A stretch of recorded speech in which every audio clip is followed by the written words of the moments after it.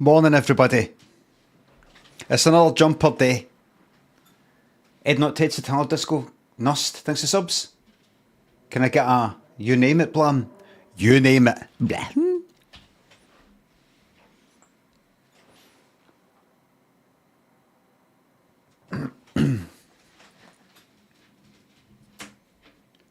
Morning, everybody. I feel like the seat's I'm a bit... I could put me down a wee bit like that. No, fuck it, I'll do. Biscuit Cakes, thanks for sub. Let's no fuck about, everybody. There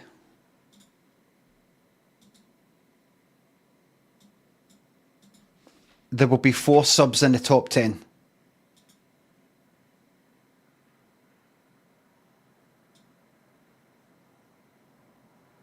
Four.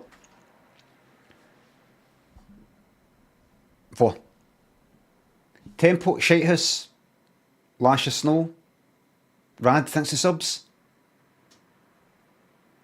Can I get a patronising Silla? Oh. Oh.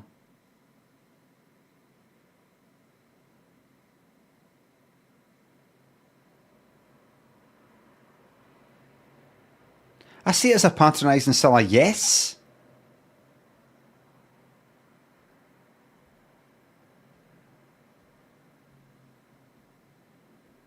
And you like to do that? Yes. The Creaky Line, T-Wolf, Temple, thanks for subs. Loaded by the Cold, it's gone a bit. It's gone a bit.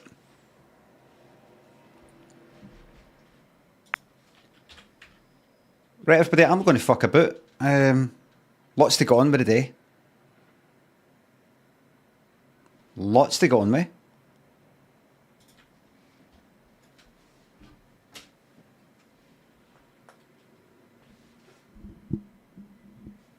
Lots and lots to get on with the day.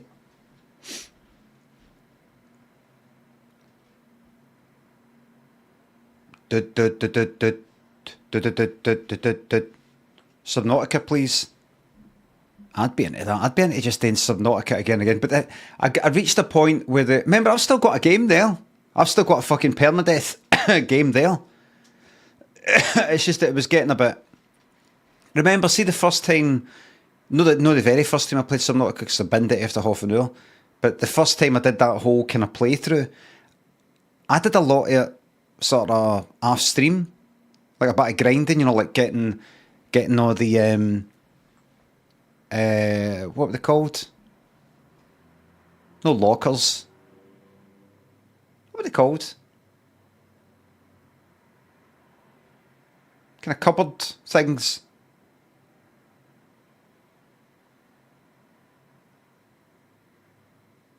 What are they called? Lockers.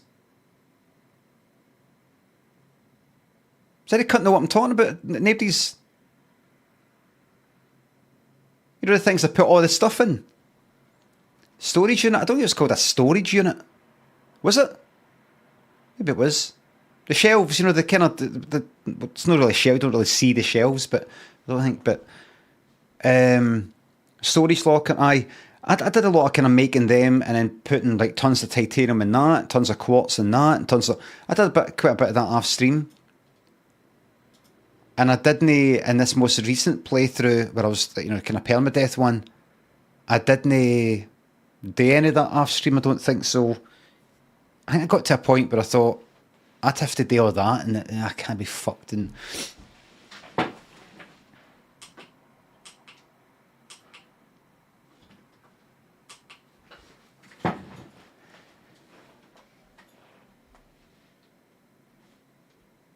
Spudzilla, thanks for sub.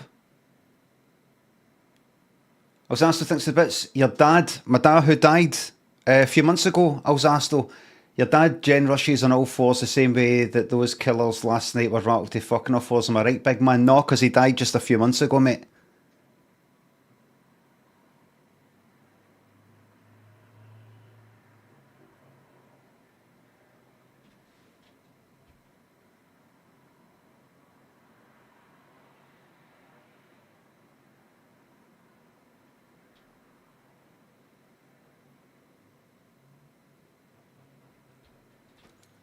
See, for that, I've nearly got my 30,000 channel points on your channel to redeem the chug of Iron Brew.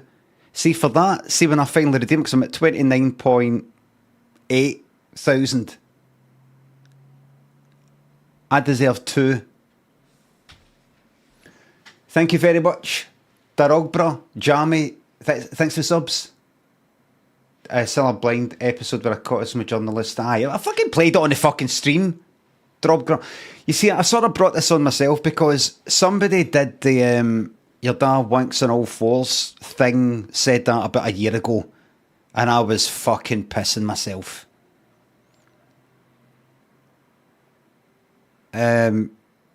So, no, everybody's going to be like that. Right. Has everybody heard the news? Limmy's dad died kind of recently. Not everybody fucking knows. And there will also be people who are like, but it's still alright to say it. I mean, I don't really think, when your dad was alive, I didn't think he wanked on all fours or did gen rushes on all fours. So, I mean, the whole lot. I mean, but, give us another year. Give us another year. And then we can get back to that.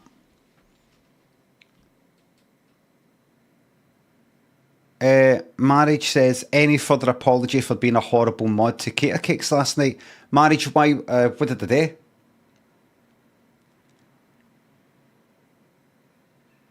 Or we can retire that part and find something new. Scruffy, there's just too much of that part. Trashing her setup. There's too much of that part. There's too much of... You start policing part. You start policing what's... Right, that's maybe about 3 months old. That it'd be swamped with it. Jamie, Roscoe, Robert Duckzilla, Lemon, Axel, thanks for subs and bits. Cozy Jumper, thank you very much. The gun show is closed for winter. No, I just felt like wearing it today. I just saw it and I thought I'll stick on. I'm actually too hot. I don't like it. I don't like having this on. But the thing is, I'm going to mess up my wonderful hair if I take it off. We'll see, the windows a wee bit open, might get cold in here.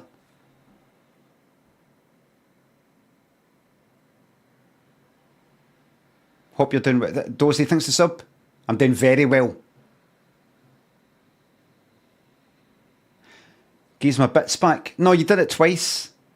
No. No. Thank you very much.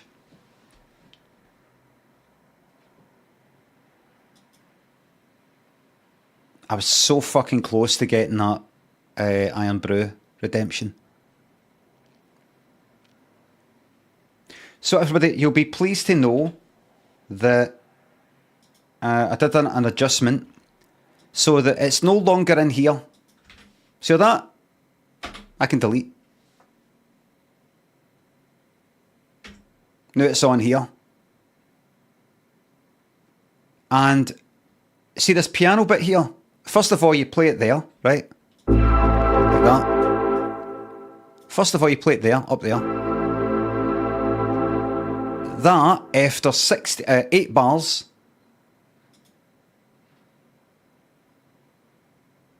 what is that I did? Did I double click on that? What did I fucking do again? There it is there, it's right there. This, after 8 bars, there it is there, 8. We'll then go to number 2, this row that's got all the stuff. And you see that grand piano bit? See this one here? This is empty. But I've told it that see after... wait a minute. Where is it? Launch. There it is. I've told it, see after 16 bars of no piano, then play this one, which has got the piano, and after 16 bars of that it is in there, go to the previous one. See it? Previous. So it'll go back to that. So it just sort of alternates between the piano and then the piano bit for 16 bars. Or is it 8 bars and then 16 of nothing? I don't know. And then I'm going to put in some things that kind of randomise a wee bit, because I can't really get much randomisation when I put it in the arrangement view, because it just basically goes like, just do that that I've told you today. Whereas this I can say, like, jump to that, then jump to that, or pick a random one, or go through all that in order for each thingamabob. I could even, this seems involved, it's a bit of fun, Terrible Clint. It's a bit of fun. I mean, I could just leave it. What I could do is just delete the whole fucking lot, and I don't have to get involved at all. Let's hear it. Just sounds the exact same. It's just that there's no piano, then there isn't. But what I was thinking was maybe I could... You can do things like make up a wee clip, like let's say that there, right? Which is that, right? I could do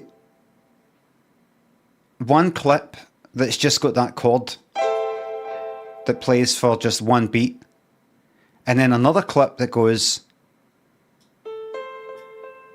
and then another clip that does that, another clip that does this, and then get them randomly jumping between it. It could sound fucking awful, and it probably will, but it could sound like some sort of pianist just improvising, or it could sound exactly what it is, which is, wait a minute, I've heard that bit before. I've heard that. You know, rather than just like random notes,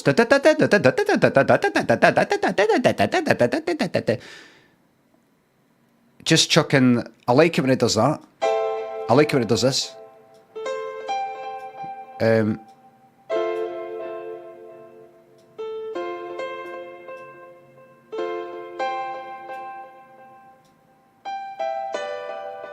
Like that, and get it sort of randomly going in it, and then have some gaps, you know, bits where nothing happens. I'll get into that. Plus I'm going to put in a wee bit of saxophone and things like that at some point.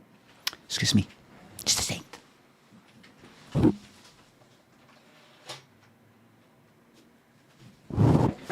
Now see, at some point the door's going to get chapped between 11:30 and 1:30. If you hear the door, let me know. In fact, I'll be able to hear it. Forget it. See that thing I asked you today? Forget it. I got somebody else to do it. See that thing I asked you today? Forget it.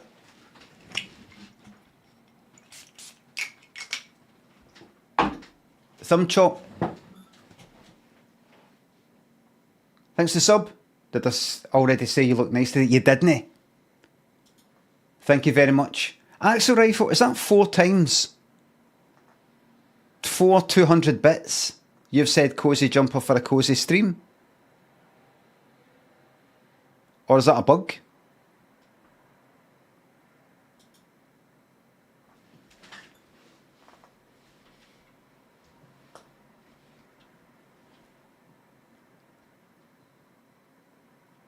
It's there, then somebody else has said something, then there you are again, then somebody else has said something, and then 2 in a row, 4 in total.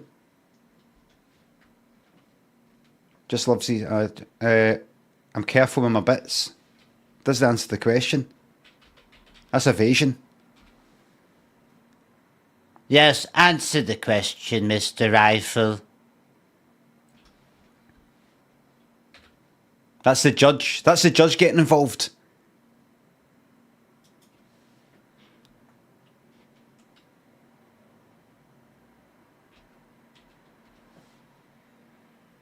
Okie dokie. I think we'll go. Run away.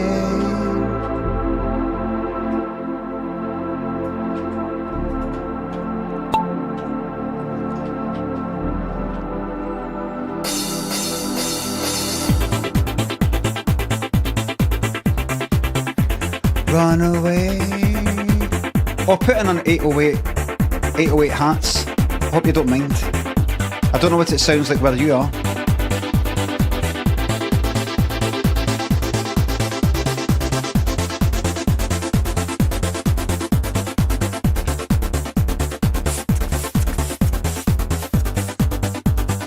Sometimes it doesn't sound... That's too loud.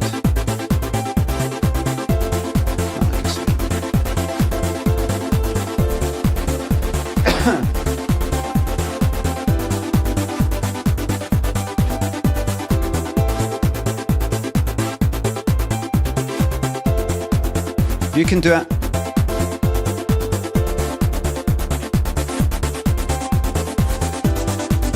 You blew it.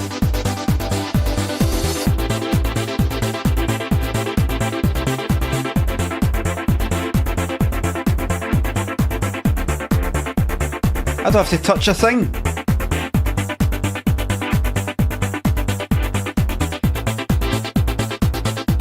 I don't have to touch a thing. Staying all by itself.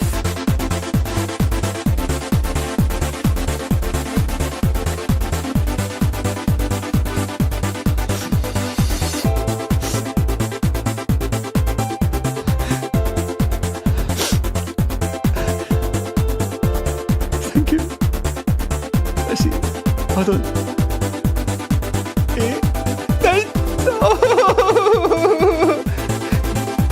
Thank you so much, guys. I appreciate you.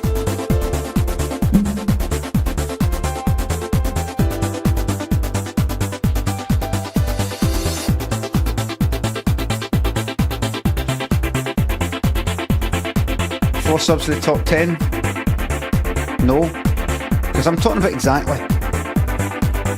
Graham and Dirty G-Lid, Thumb Chop. Thanks again, thanks for subs. Good to be back. They've tried magnet fishing in the Clyde. I've no. Right, wait a minute. Graham, that's twice you've said that. You just said it two in a row.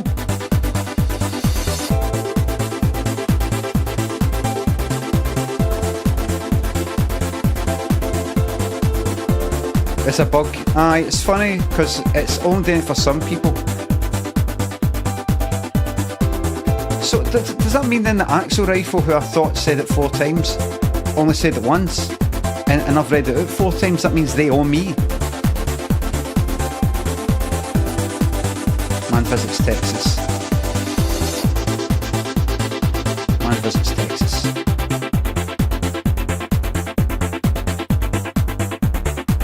I've tried some. Everybody, I've tried some advanced techniques which I don't think I'm going to bother Marcel with. Oh Jesus! What's going on? What happened?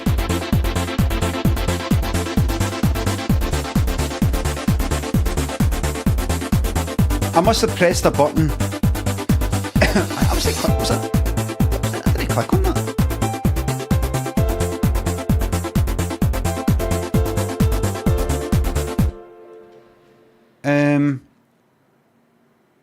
I was just trying out some wee things like the piano.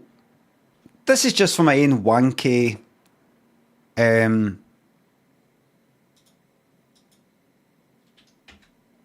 satisfaction.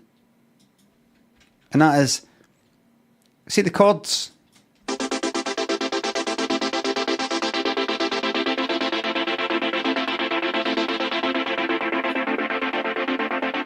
See the piano bit when that happens, I think it comes in at run about the same frequency range. It's kind of run about the same bit, and I don't want the two of them occupying the same bit because you can't. I want the piano to be more dominant.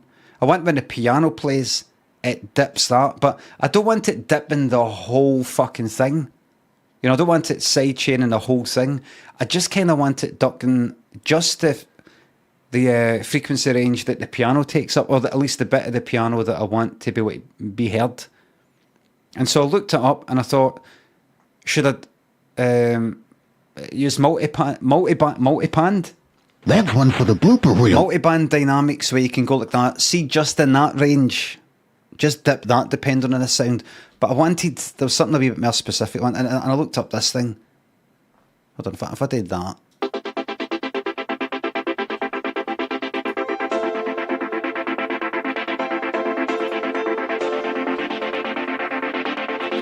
Thing. See there? So I've got it there. Look. This is ducking the at that bit. Let me make it that.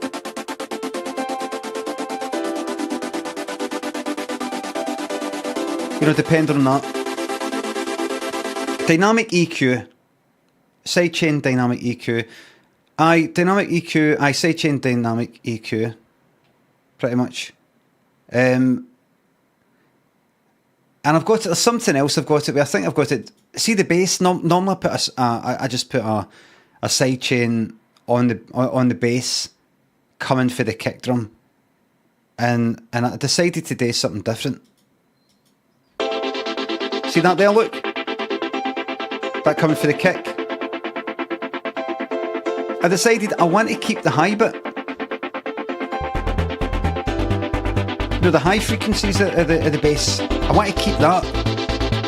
I don't need to dip the whole fucking thing because of the kick. I want to keep the high bits though. So I've just got it on the lower bit.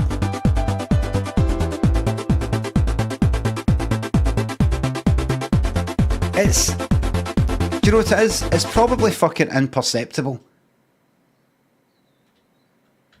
But just numerically, visually, it seems to make sense. It's the bass bit that I want the kick drum to sort of like. Anyway, if I was to put it on, do you know, I was watching a video yesterday. Can't remember her name. Kind of Northern English sounding woman doing teaching about mixing and compression and all sorts of things, and she was talking for quite a bit about something, and like every fucking one of these videos, she goes right, and it like, talks about it, and I'm like, right, right, and then she goes like that, right, so this is it on, and this is it off. And I'm like, fucking knew it. Can I fucking hear the difference? Can I fucking hear the difference? It gives a wee second.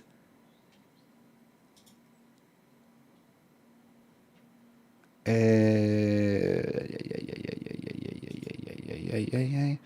is it? Where are they? No, Sarah Carter. Right. Right, here we go. Right. Couldn't see if you can hear. I fucking couldn't. Might be compression from uploading. I doubt it. It's just, it could be my hearing. It could be because the speakers. Where's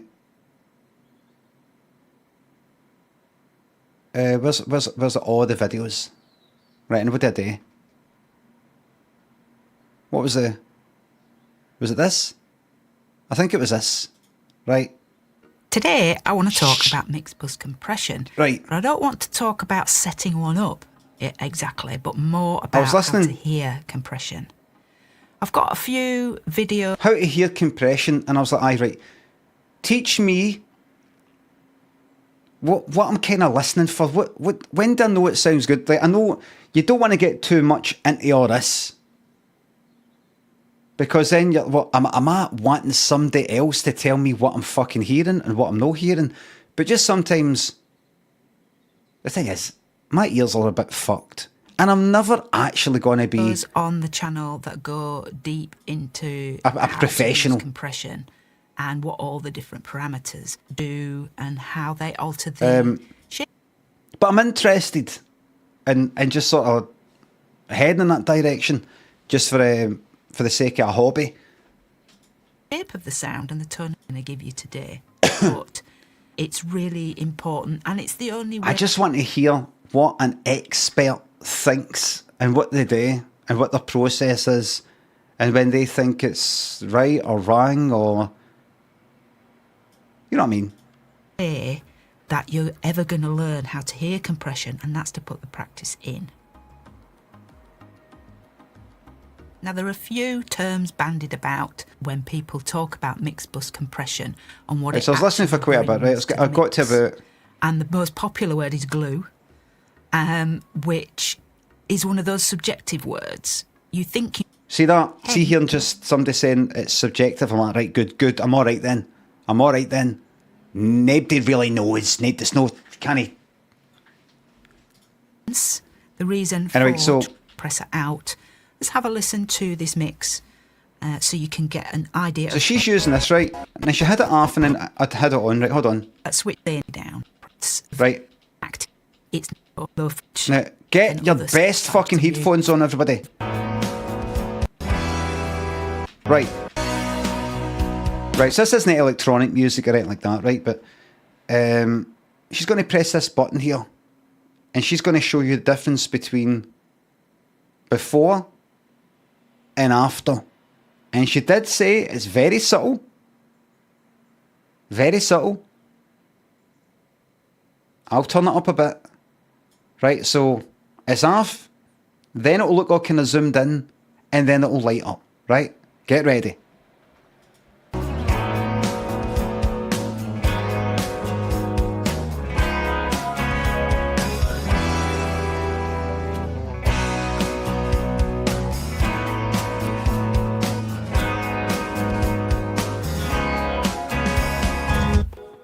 Okay, the first thing I hear was the low-end extension.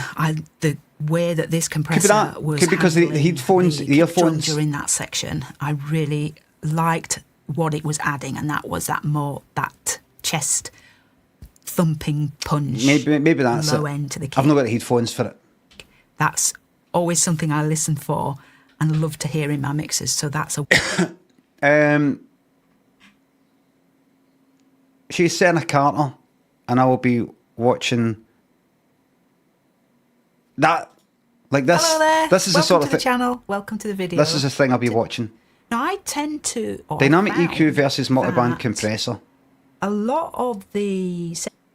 In fact, I did watch this. 100 hertz here and below. Not the whole lot, this though. band Right, I'll get on that, everybody. I've got the compress Krypton Factor to watch. EQ boost there to make up for that. See, when I see these... So once I've done that corrective work there, in terms of vocal tone with the multiband compressor and the dynamic EQ, I'll go in and add a compressor. So I've got a nice clean signal going into a compressor of gain reduction. See, when I see these third-party thingamabobs, I'm like, don't want. I like doing everything in Ableton. Kinda. Far Filter is amazing. It looks good. How does she sign off her vids? Oh, right, aye. I will not be Pensado. Bet you any money. Right, so first of all, Pensado. I would just say studio. What's his name? Right, there we go.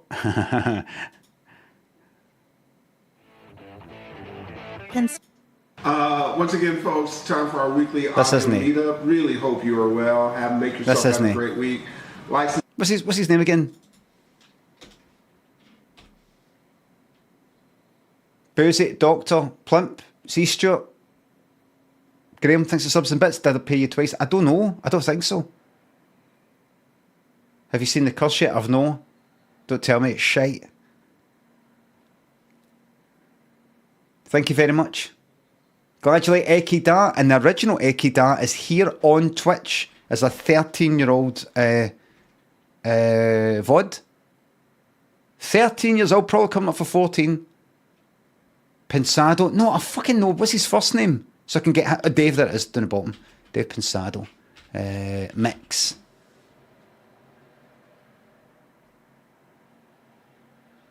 Never can say goodbye. 1 year ago, don't want that. I want the old one.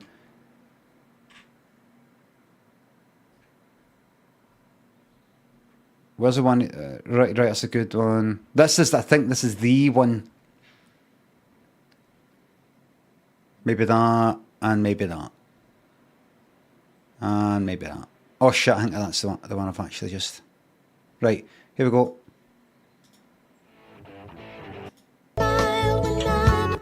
I got goosebumps. And I've only heard that song 8 million times. So now a room works good. Right, on you go. A lot more width as it decays. And it right, let me see. When and while.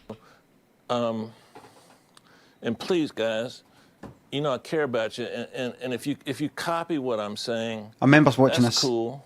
And I'm impressed with that because it makes me feel like you're listening to me. But I would really be happy if you just took the concepts and made them your own and took it a step further than I can. I'm at the limit of my imagination on everything I showed you, so Take Right. it somewhere and hit me up and let me know how it's coming along, okay? All right. Oh, that's a classic. That is a classic. If you're new to the stream, everybody, or new to this guy, he's a guy that I've watched when I'm trying to learn about music production and mixing and what I should be doing. And I watched him, and normally it's all kind of like rock stuff or whatever he does, but I'm sure it can apply to anything. And he's all quite friendly and everything, but see when he ends his videos, he doesn't quite know how to end them. It's not that he's awkward, it's just that he's friendly, and then he just sort of like, okay, right, bye. Coming along, okay? All right. That, you get that? And let me know how it's coming along, okay? All right. That, he doesn't like that. He doesn't like that. Like, what am I meant to say? Hit me up and let me know how it's coming along, okay? That's all right. We're all right. And then, Okay? All right. right, right. Just, you want to go now? Do you want to go now?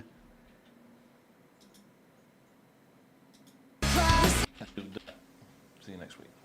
I hope you got something out of it. As always, let me know, good and bad. All right. See you next week. Okay. That's all right. You know, that's a kind of turn away, that like a newsreader. Okay? Bye-bye. Oh, Page, that'd be pretty cool for me to read what you guys do. Okay? Bye-bye.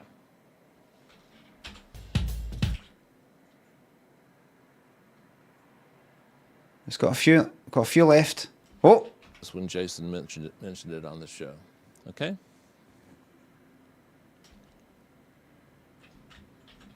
mentioned it on the show. Okay.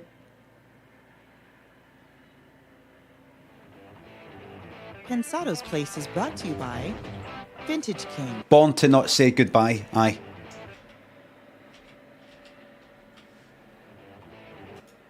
That's not what I want. The same because we're listening for different things. Guys, part 2 next time. Oh, there we go. That's all right. That's a funny one. And he's getting back to work at the end. Cuts away 'cause he's getting back to work. Oh, is there? I like that. It reminds me of the ocean. All right, next time. All right. I'm gonna. Thanks, guys. Show you in upcoming ITL, so stay tuned for those. Thanks, guys. Fucking hates goodbyes, doesn't he? He absolutely hates them. He's like, oh, kind of a wee funny thing, and then, fuck off. No. No, what was the name? Music, was it Sarah Carter? Yeah. Right, here we go. So, this one here. Hello there, welcome to the channel, welcome to the video. Today I want to talk a little bit about multi-band compression. Here we go. And mainly because that's all from me in this video. I hope you enjoyed it, I hope you found it informative. If you did, please give it a thumbs up. That always gives the algorithm a bit of a kick up the backside to perhaps put me in front of a few more people I will. currently. And that would be awesome, so that I could help more people like you mix their own music at home. So until next time, I'll see you in the next video. Fucking absolutely solid.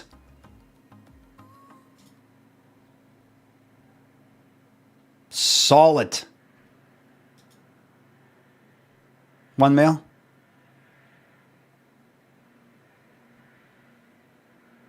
One more. One more, just to get a 2 video average.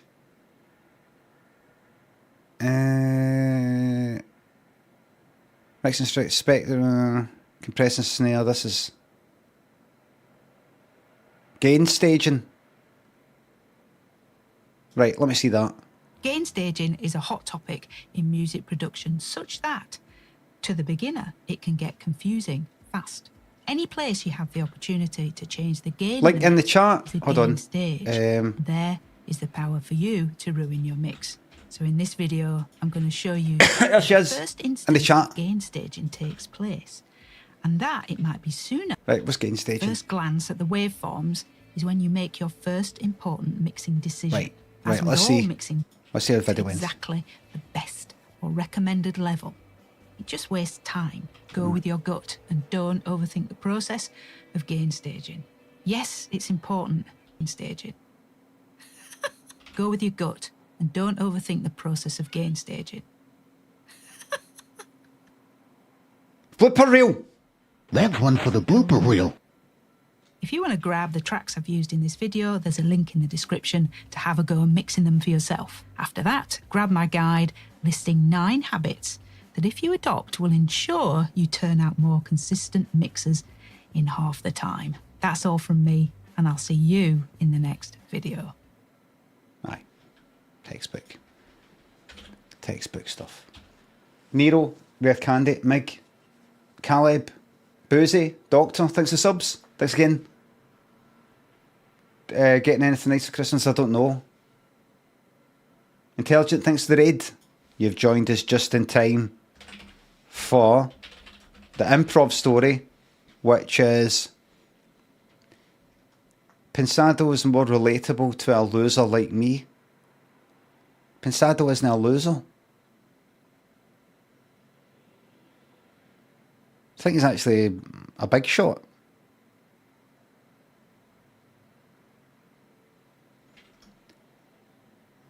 Intelligent thanks for sub. Have a great rest of the week, I hope. I hope so. It's Thursday, we've got the day, the morrow, Saturday and Sunday. Anything could fucking happen.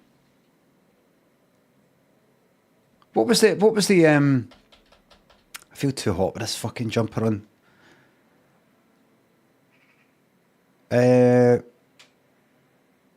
Something to do with Texas. Improv. Take it off.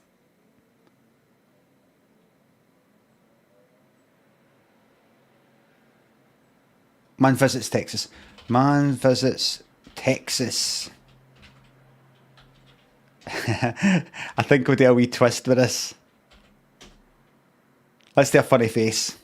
Laugh. No. Cry. No. Tear. No. What's the laughing one with tears, but it's at the side? 45 degrees. What's the name of it? The name? Joy? Right, that's Joy. What's the one that's tilted to the side, though? There it is. RWA. Does that mean I have to have my legs in the Waffle. air all night? Well, I don't have a vase, do I? Man visits Texas, let the story commence. This guy visited Texas. And, what, the state? No. It was a meet and greet. He'd paid for a meet and greet, kind of like yesterday, to meet the band Texas.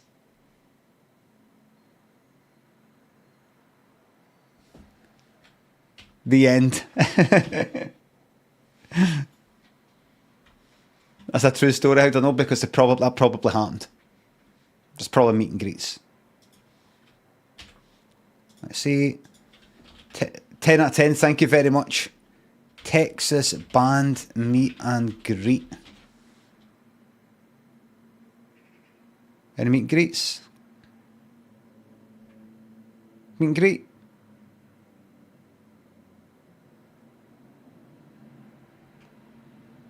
Meet and greet, please. Thank you. No?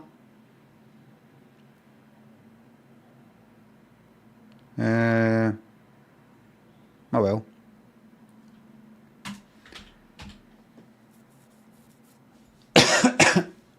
Let's watch the Krypton Factor. This jumper's coming off.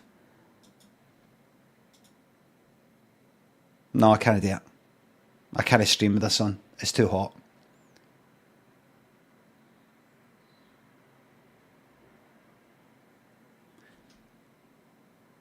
Digmore says, Brian, your partner makes my farter growl. No, I'm sorry, I can't, no, put up with that. Does that mean I have to have my legs in the air all night? Well, I don't have a vase, do I?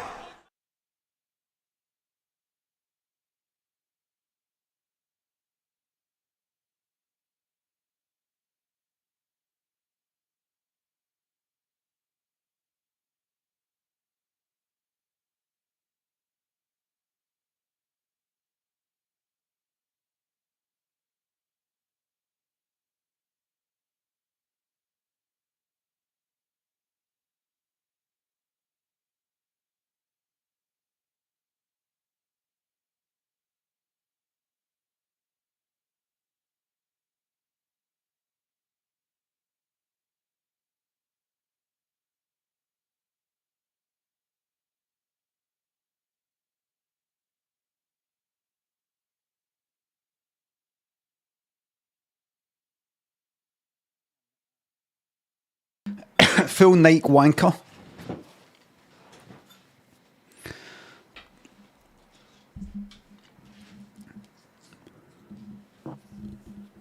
Full Nike wanker.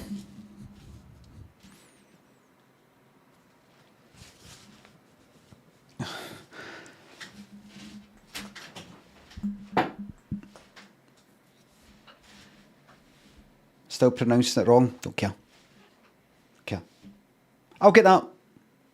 I'll get that, mods. Sorry. Thanks for sub. I don't know. Sorry. It might be H&M Day jumpers. Might be. Krypton Factor. First of all,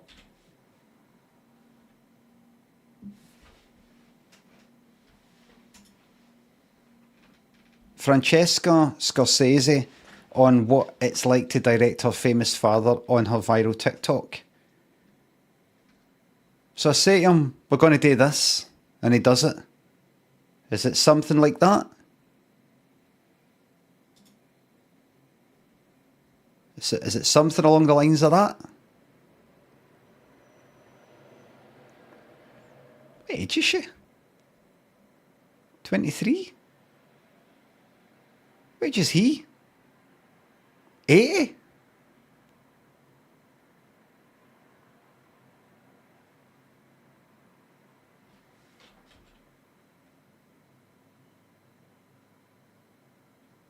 $57?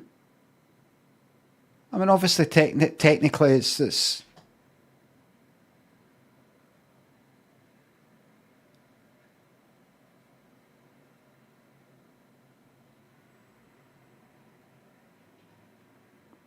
why would you want to go and have a weigh-in at 57? Why?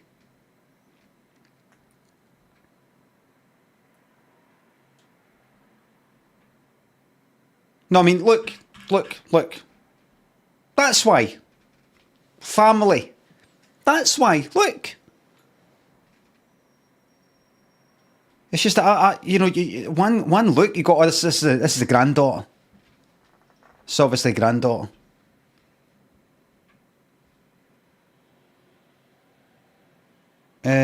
Anyway. Has he got any other wins? Martin Scorsese.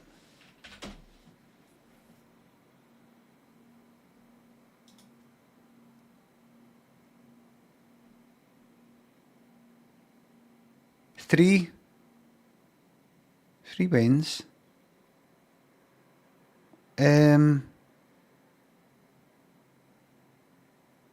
Oh, the way, no. I'm going to pry. It's a public sort of person, but I'm not going to pry. Right, right, so what's the title of this again? What it's like, right? What it's like.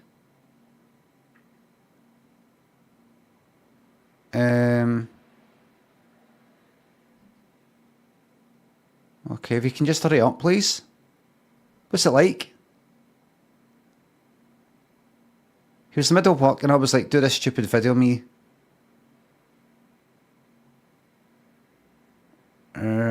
Right.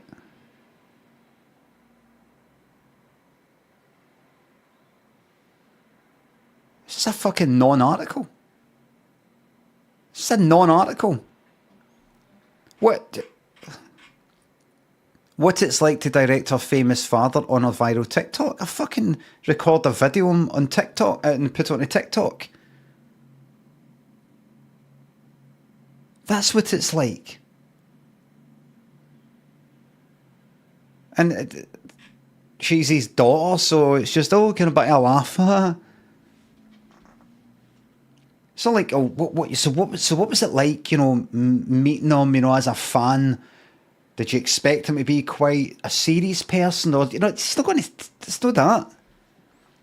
It's just going to be pro feed, exactly. I didn't want to say, but it is.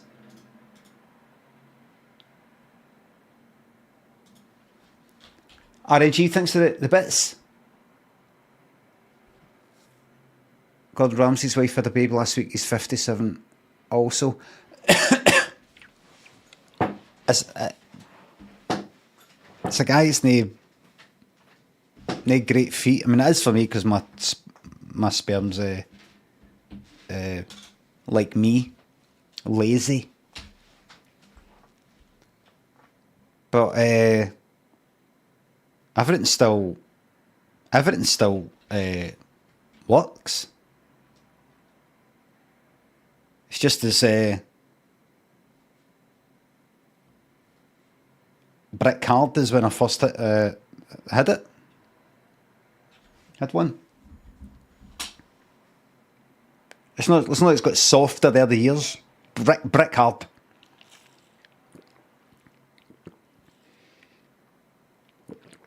Robbie says, I'm off. Oh, I bet you're off to the toilet.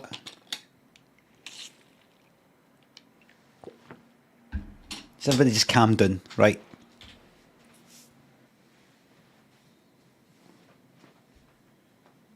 Sketch says, the confidence you say such insane things is boggling.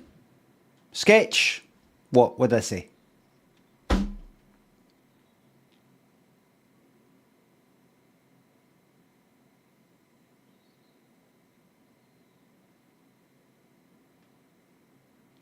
I've never heard it in my life about you two.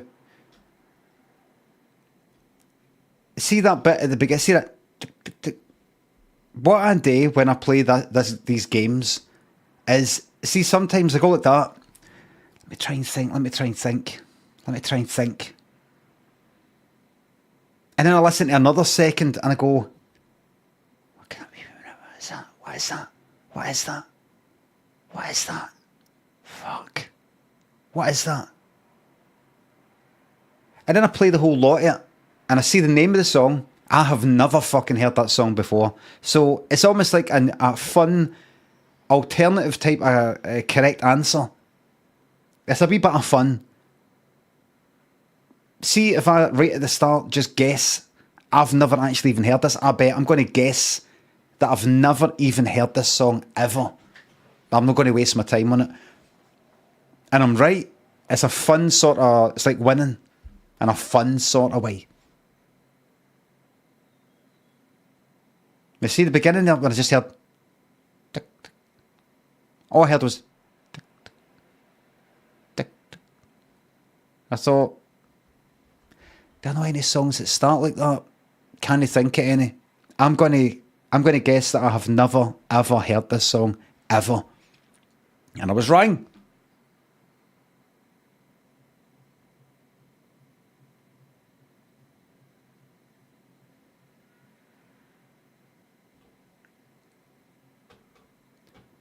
It was a compliment. I want the confidence. It's not even confidence. It's just a guess. Just a guess. Just a bit of fun. Just a quiz. I mean, I could go like this. To be more. By the way, I'm just this. See this? This is a laugh as well. What I'm doing right now is a laugh. I could go like this, and be absolutely serious and go like that. It's possible I've not actually heard this song before. It's possible I have heard it, but I've never heard it right for the beginning because I've never actually chosen to play it for the beginning. I've never actually chosen to play it. And whenever I've heard it on the radio, they've been sort of yapping the other beginning bit and they wait until it's sort of like faded in.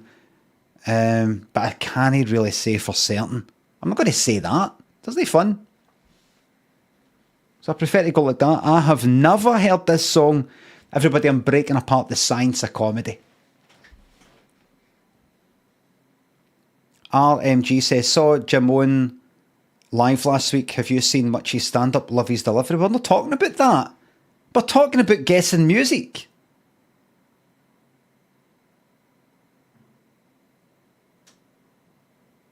We're sitting here around a pub table, and we're talking about quizzes, music quizzes. Sometimes when I'm playing that like hurdle, have you seen Jim on? I love his delivery. Just a wee second. When I'm guessing this song, like.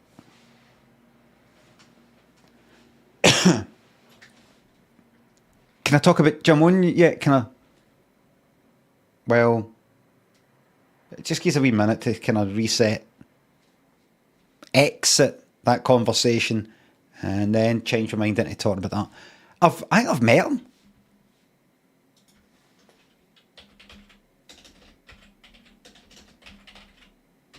Have I? Aye. He was in the same venue. As that was it. Edinburgh, EICC, Edinburgh International Conference Centre in Edinburgh. When I was doing the Daft Wee Stories, I had 4 nights there during the Fringe, 2015, I think. And nice. Well, don't actually know him. He doesn't know me.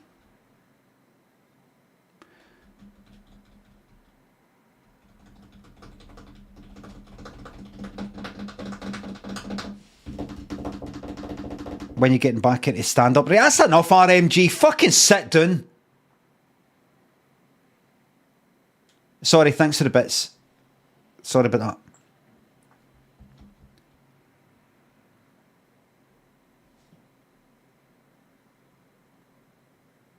I'm not getting into stand-up again. I'm not getting into writing again.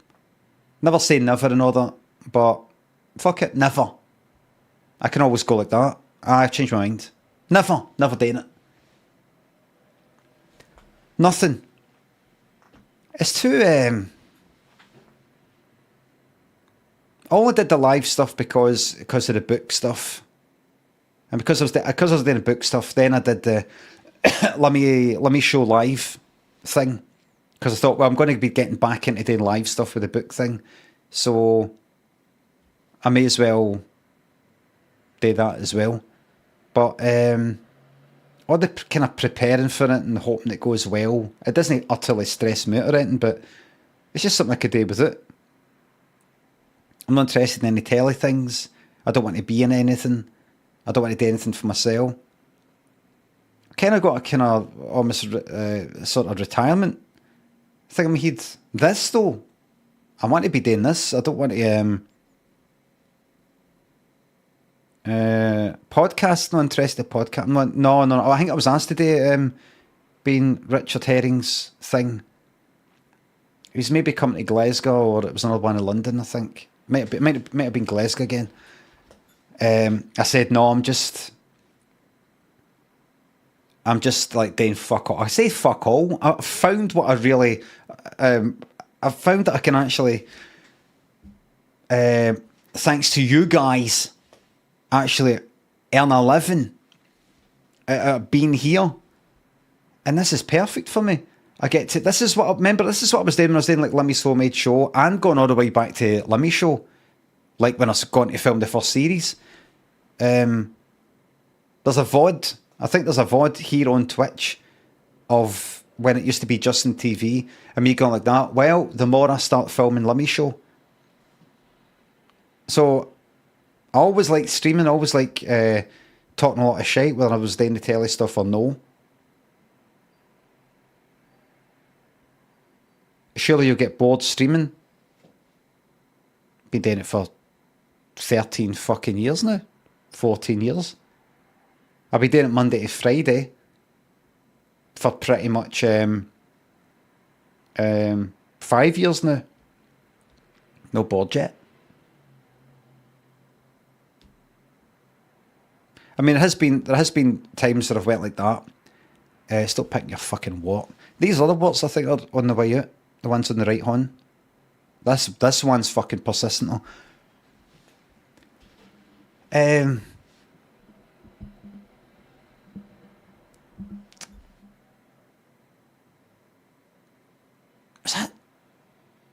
that guy who was in the pub the other day when he was talking about seeing me on Instagram, and not the one that was in the shop, but the other guy. And there was a guy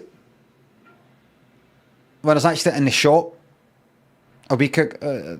What was it? Was I getting milk, or I think it was to get a delivery or something. No, was it?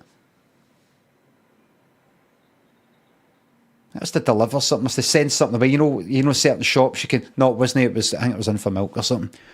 And he knows this, and he was just asking. Oh, I saw your. It was a DD. Finishing Cran one, maybe. Was it? Maybe Yoker? I don't know.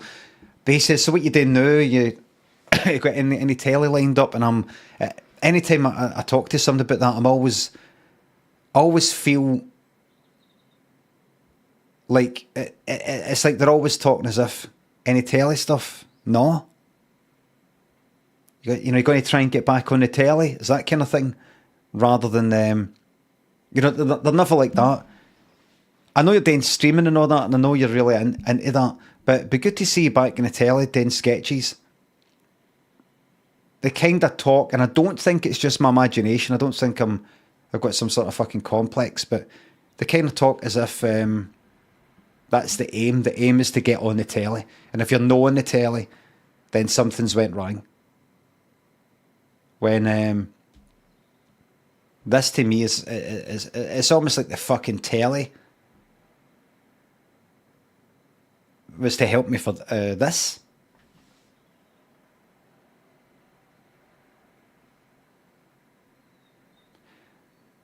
They aren't your demographic. They only use the internet to organise racist protests. I don't think this guy was doing that. Pete Vince, DC Sticks, thanks for subs. Consequences bit, loved your I'm sure I play the Windy Man sketch. Thank you very much. Aye. The Windy Man filmed it up in the Twin Tower looking buildings. Would you do Taskmaster? Nothing at all.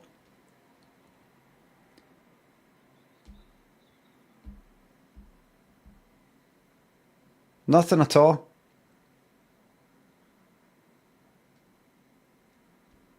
Honestly. Let's say they got in touch. Let's say, I think somebody tweeted, is it Alex Horn? One saying, oh, it'd be good to get LIMMY. Oh, we'd love to have him on or something like that. Maybe he said that. Maybe I'm just imagining that. I don't know. Or maybe somebody said they said to him and he said that. I don't fucking know. I can't remember.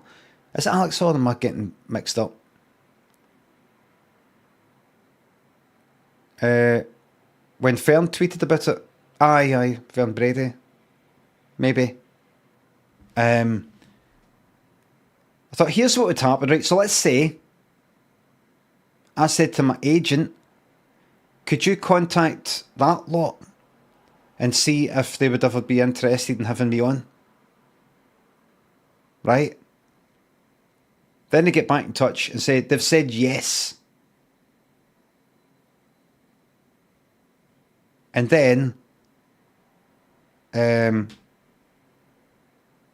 for that point on, I'm just like, is this going to be any good? I'd also be thinking, I'm fucking stupid as fuck. Like, see if they explained what I have to do. I'd be like that. Say that again. And a kind of way that isn't that funny.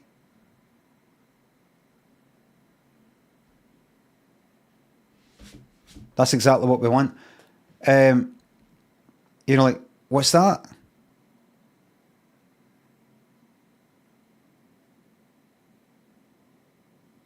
suppose that would be quite funny. Just like when I'm doing a puzzle game and just it's right in front of me and I'm like, I'd be sitting in a fucking mood. I'd be sitting there like, I'm fucking so fucking stupid. But let's say I did it and I had on a jumpsuit thing and all the rest of it. And I did it.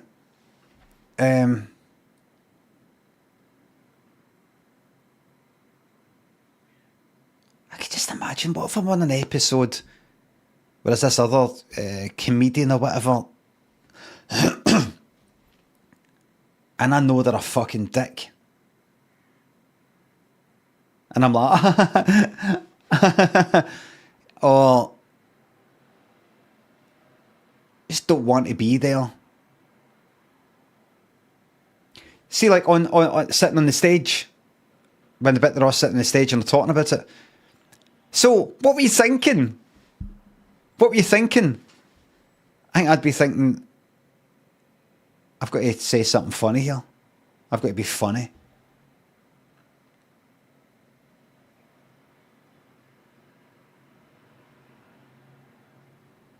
Here's the fucking thing. See, as I think about it, I go like that. That could actually be alright. That could actually be alright. Limmy, you're catastrophising. I have been in that situation. When I did Matt Lucas's, that's a different thing, mind you, but I did Matt Lucas's, I think it's called the Matt Lucas Awards or something like that, which is a kind of, it wasn't a Room 101 sort of thing, but it was a, don't know, it was like you get hit with a kind of like a strange, kind of weird question. What would be the, I can't remember, but something like what would be the most inappropriate haircut to have at a funeral or something like that, right? And it's just like you say something that lasts like 5 words, 10 words, and that's it. It was, you sort of expand a wee bit on it, right? And you were to write it before it. So you're to write it, you get sent the question before it even got done there. And then, you know, type up the fucking answer, send it, so they can compare it to the other people who were on it, which was that person that does, is it Shirley Ghostman or something like that, kind of psychic one, and is it Ashley something? Can't remember her name, and somebody else, or maybe it's just the 3 years, I can't remember. And so they compare the answers, and just in case I've done the exact same answer, kind of funny response as somebody else, and we end up going, oh right, that's what I was going to say. But then it's all kind of scripted. It's a different sort of thing. I know that's not what Taskmaster is, but then it's kind of scripted, and you're just like, right, I'm trying to be funny about something. This isn't the sort of thing I would write. I wouldn't write this kind of, I wouldn't put me in a situation where I'm having to try and make that question, the answer, funny. I wouldn't be in this situation, but I've agreed to do this programme, so I'm hitting out the part of it that isn't kind of like, it isn't me, and I wasn't really that into it, and, you know, just kind of, but Taskmaster would be different, but I've been in a situation where I'm doing something that I don't really want to do. It's not really my cup of tea. I'm not passionate about it. Like, see, Taskmaster, see if I was to do it. See if I was to do Taskmaster, I would be doing it to see if I'm right about me thinking, I'm not really going to give 2 fucks about this.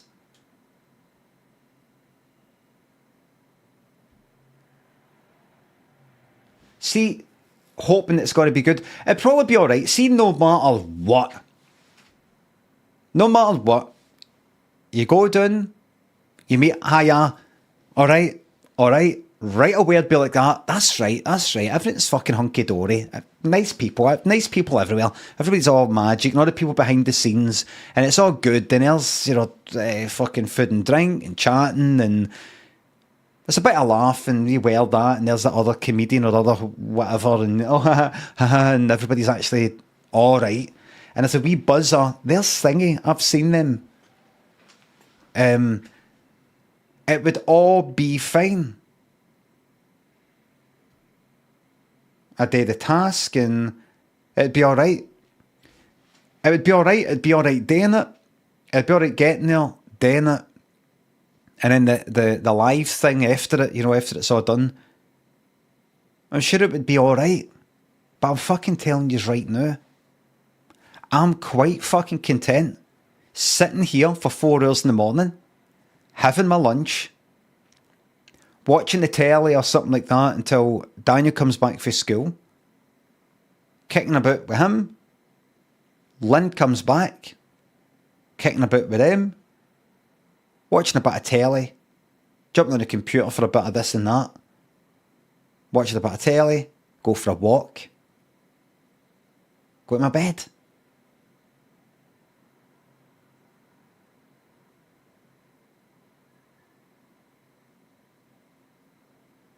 Absolutely. I don't feel that I'm wasting my fucking life by doing that.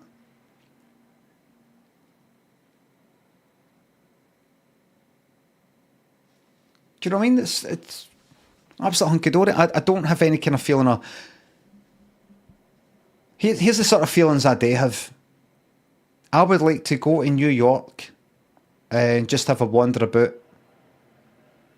for no real reason and no real purpose. I've been before, but just go again and see if it's kind of shite, uneventful, and a disappointment. Good. I fancy going to London and going to the theatre and watching some play that I know I'm not really going to be that into.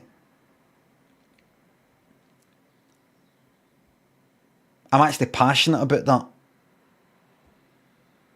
Like the thought keeps popping into my mind to do it. And I could do it. I remember saying it to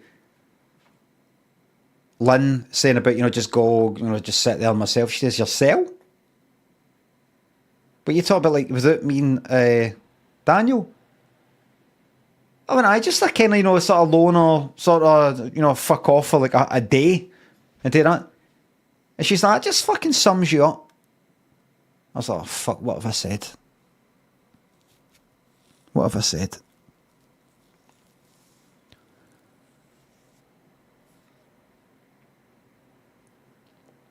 I mean, like, the part of me that is the reason why I'm an alkie. I just want to sort of slip away into a wee... The part of me when I was wee, I used to with a fucking wardrobe and the doors open, and there was a bit right up the top, kind of high bit where you just sort of chuck stuff. I used to love going up there and then shutting the door. Nice and dark and it's like a wee room in my cell. I wouldn't fucking stay in there for ages, but just a crack feeling, getting away. I used to love like sort of hiding in a hedge or climbing up a fucking scaffold and watching people from afar.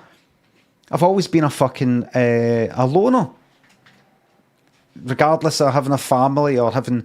back when I had maybe like fucking a dozen pals or something like that, always been a bit of a loner in my head, and it's gave me and when I'm going out fucking drinking, going out for a drink myself, I've always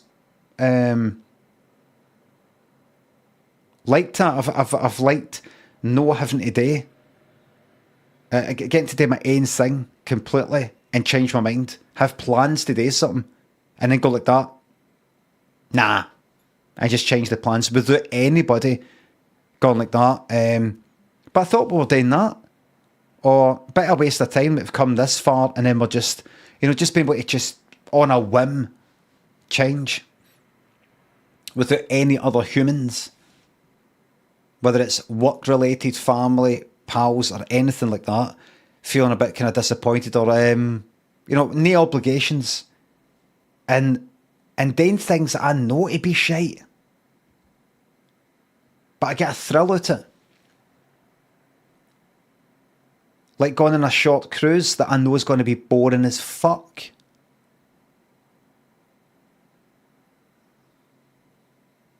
Things like that. So, don't know why I was talking about that, but... aye. These sorts of things, or going on one of the train rides in America I think you got to fucking book it for about a year in advance. You know, with the Windies at the top, and there's the the fucking Rockies or something like that. I've heard it's not that good. Heard it's good, but it's actually not that good.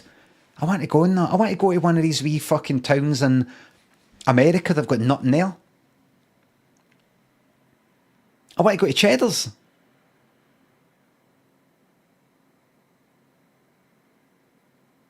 You know, things like that. I swear to fucking God, if I go out and I get hit by a fucking motor and I look down and my guts are out and I'm like, I'm fucked. My biggest fucking regret will be that I had the money to go. I could have went. I've got enough money to get a fucking flight to go to Cheddar's, and I didn't. I've been sitting there fucking in tears. You'd crying because you never see your family again. Oh, that as well. But Cheddar's, like that.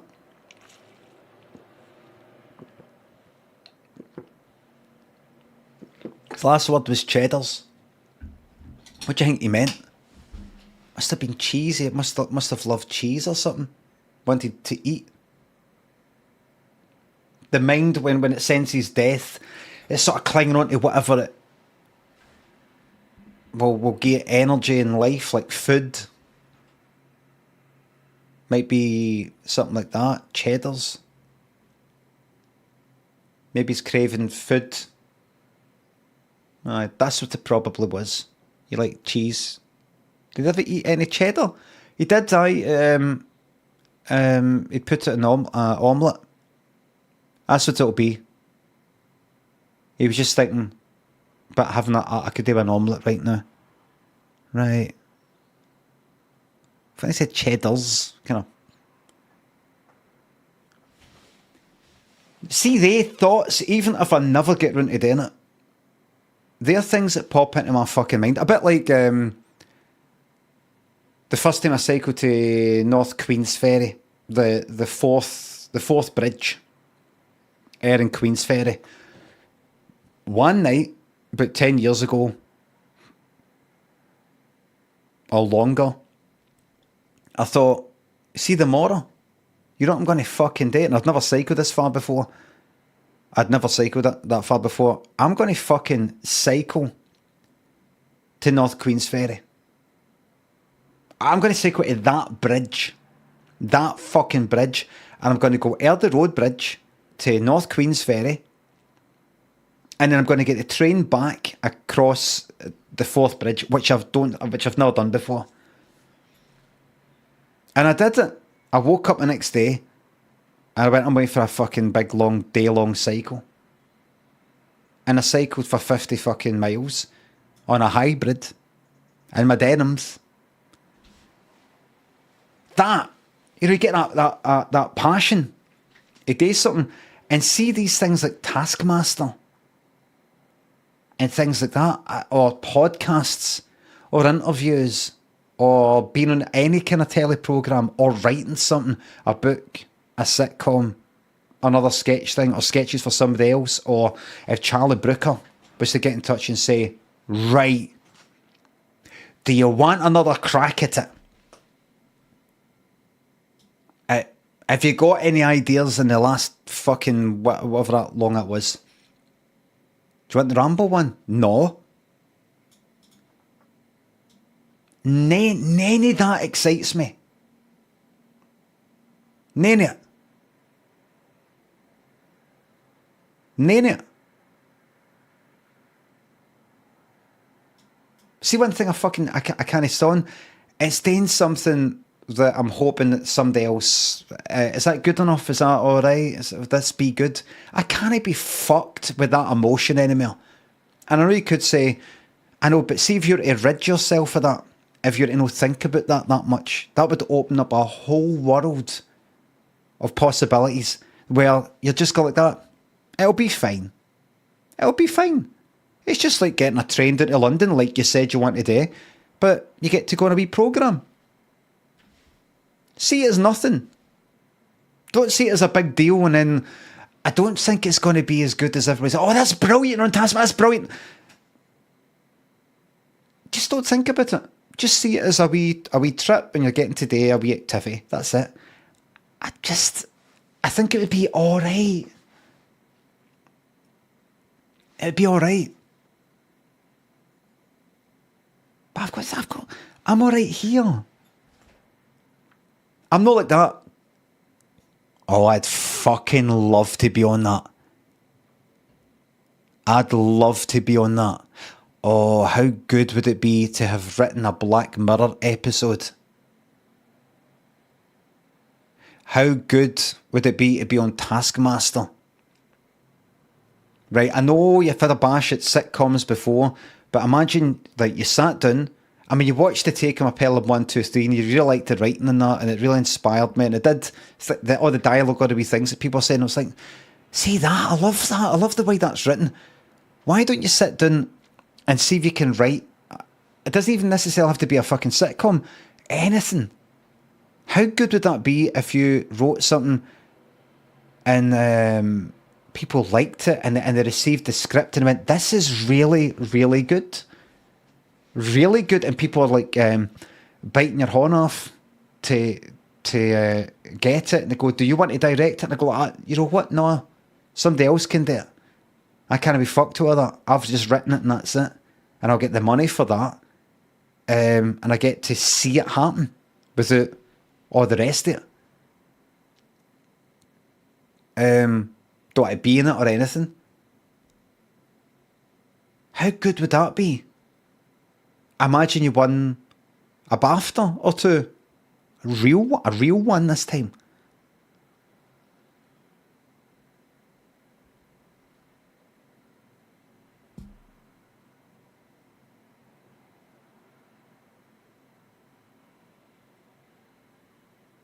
Have you ever had a wank and your heart's no in it? It'd be like that.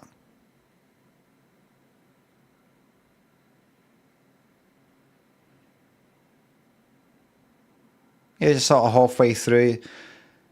Or you start one, you go, you don't feel like one, but you just think, I suppose I should.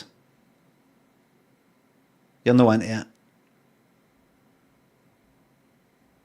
And then there's other ones where you're fucking gasping for a wank. The gasping for a wank thing is me going to fucking Cheddar's.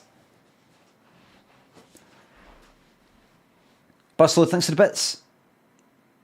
The term for what you're describing might be flaneur. Thanks for the bits. Daniel, thanks for the sub. 48 is the fucking best badge. Sandemonium, Mega Patel. Joe, thanks for subs. Monopoly Tactics. I'd be into it. I'm not utterly fucking against. Hold on, I better put the notifications on the phone. Got a delivery coming. DC6, Tash. Hello to your telly. Don Sean, thanks for sub. I'd like, it'd be nice sort of yapping away, but honestly, I've got too many things to get on with. And that includes doing nothing. What was I going to look up? Flaneur. Flaneur. Flaneur. It's a noun. A man who saunters around observing society. Oh, that's nothing. That's not that. Flaneur. What you're describing?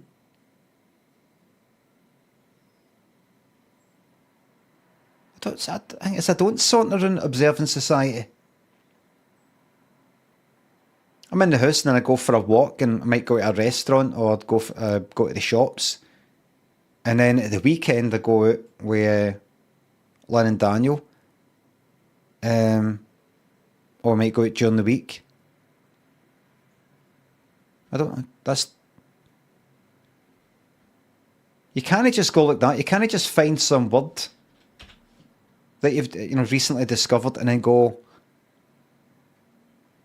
fuck it, I'm going to show off that I know that word.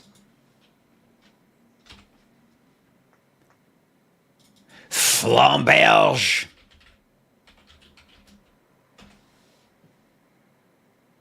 Flamberge. Flamberge. Wait a minute, what does that mean? A European sword, great sword, a wavy blade.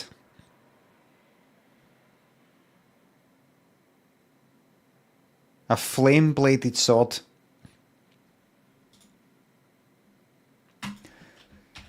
Krypton Factor. I feel like trucking. Fuck it. Like trucking. I know what I said on Threads. I know what I said. SnowRunner.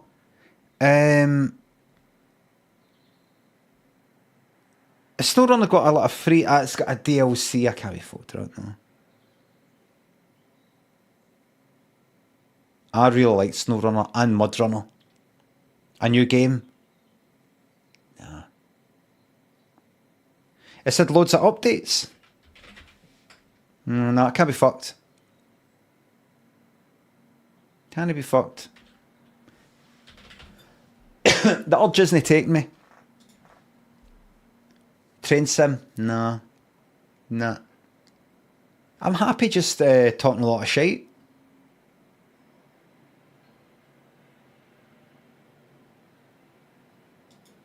To be perfectly honest with you.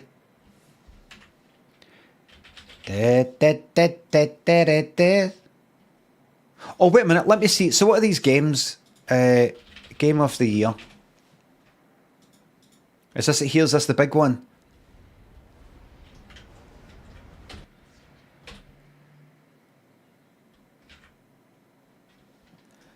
Alan Wake 2, Baldur's Gate 3, Spider-Man 2, Resident Evil 4, Super Mario Brothers Wonder,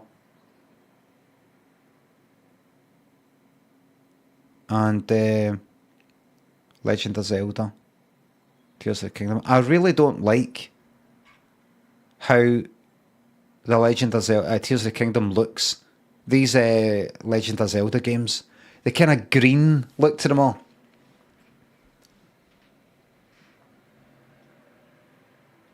It's just got this kind of green, white, greeny blue, washed out. You're wrong. I can't be wrong about how I feel.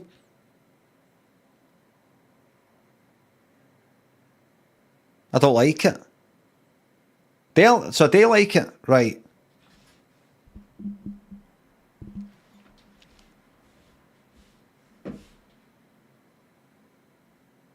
Spider-Man 2, Alan Wake 2. I wonder if I should get that. It's just it looks so dark. Alan Wake 2. I think this is a very well made game. Put on the filters. Epic Games. Baldur's Gate 3. I think that's a very good game. But I just grew tired of it. Alan Wake 2 is incredible. You'll fucking hate it. What's it on?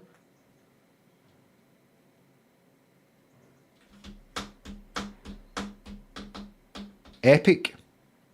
Well, I think I just had Epic open there.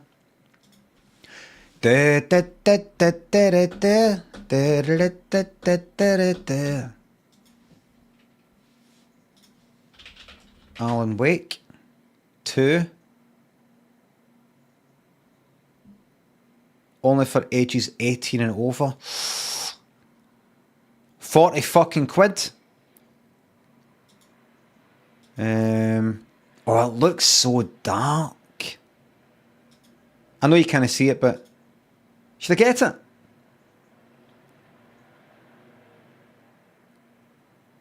It is dark. Is it watchable? Let me do a poll. Like, you know what? No. Bottleneck incoming, did somebody say? No. I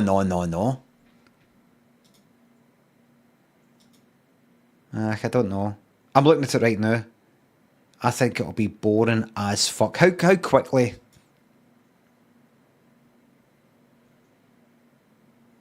Requirements on mental. Well, I might need to upgrade the piece of a moment.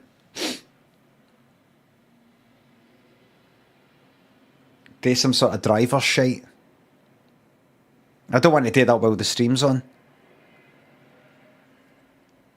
Brian, GB, Don Chon, thanks for the subs. I didn't say install it. Wait a minute, it's doing something.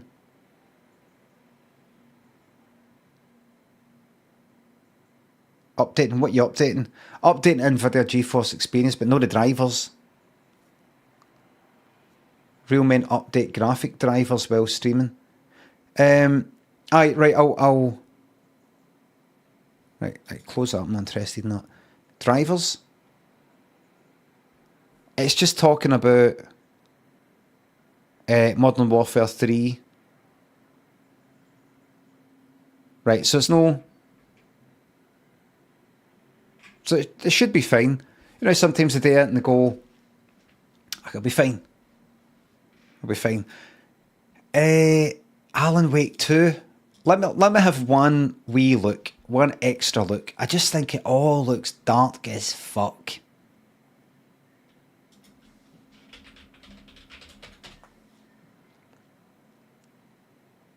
There you go. Give us a wee look. You left us on quite the cliffhanger. Motion video sequences, substantial increase in complexity. We pick things up in present-day Bright Falls, taking control of FBI agents on the case. Like they've known me for years. This keeps happening.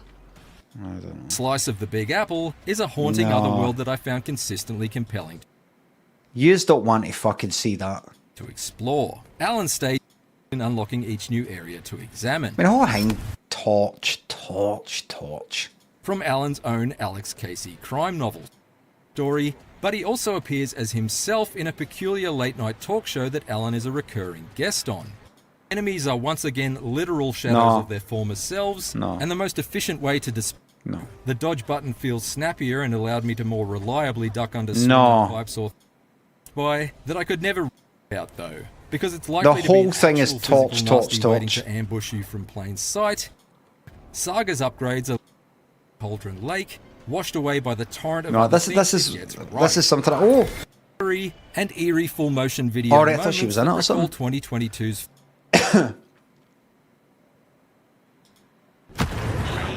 No. Even though it's skill upgrade. Absolutely no way.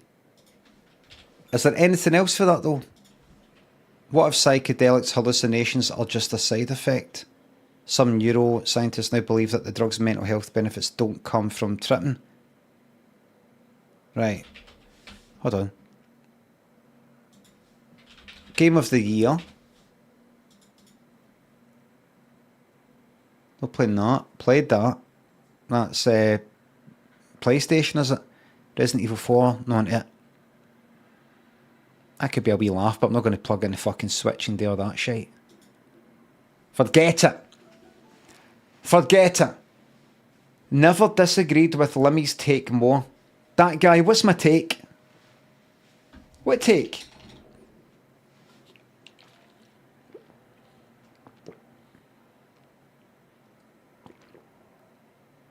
What take? Alan Wake being shite? LOL. When did I fucking say Alan Wake was shite? Where did I say Alan Wake was shite? I said it looks quite dark. Dark. Pixels. It's dark. When I play Dead by Daylight, when I stream Dead by Daylight, when I watch somebody else, if I'm on the phone and I watch somebody playing Dead by Daylight, I can barely see a fucking thing in some of the kind of dark maps. I don't think that sort of thing is a good stream thing. That's why I've got a filter on, not just for myself to help fucking find survivors. Survivors in the game. But because if I don't, if you're in like say Midwich or one of these other darker maps, you can't fucking see it. I play in a game like that, Torch. Everything's all kind of dark, deliberately dark, so that you can only sort of see it with a torch. I'm no into that kind of thing. I don't like watching that in a stream. I can imagine lots of other people don't want to watch it. I think it's good for like if you've got the lights off and it's all atmospheric. Aye, but no for a stream. For my stream, I don't like that sort of thing. I didn't say it was shite. I'm sure it's a good game. Can't believe I want to answer these people. Never disagreed with them. How many other people, that's just one person I saw there. How many other people come into this stream, think I'm saying something that I'm not, disagree with me, and leave? I've said it's quite dark, as you can see. It's quite dark, and that's not the sort of thing I want to stream.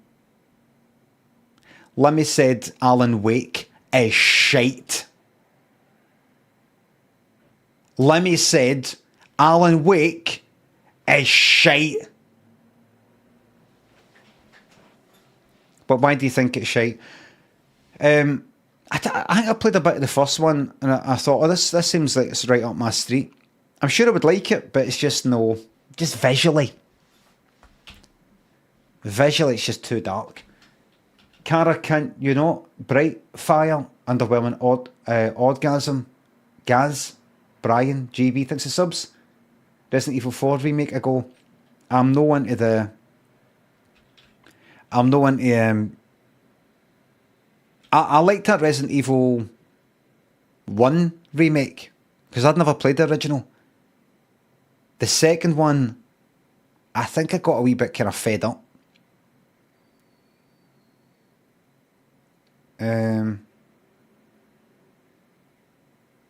The Clark says, do Mary and chat watch on the phone? Watch on the big telly via a smart app. It's great and there's no dark degradation. I'm not talking about any degradation. I'm not talking about how, let's say, the compression handles the darkness. It's generally a dark bastard and fucking game. Deliberately. For atmospheric purposes. And I don't like streaming stuff like that. I don't like watching stuff like that. I like brightness and a bit of variety and stuff like that, and I put a filter on Dead by Daylight partly for that reason. Why do people not listen? Why do people not listen?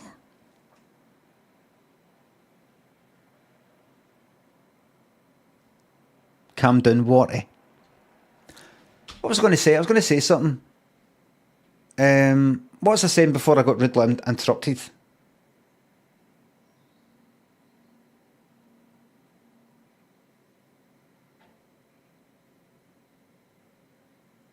Skipsky, thanks for the bits.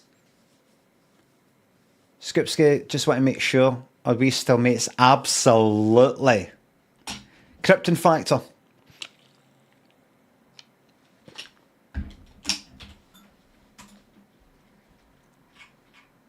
The 100 greatest debut albums of all time. And is this like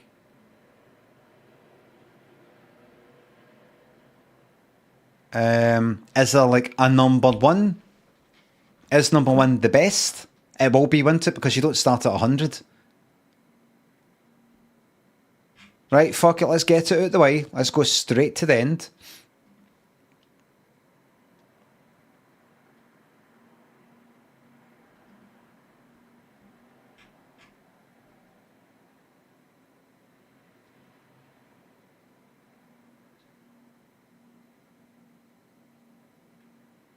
All right.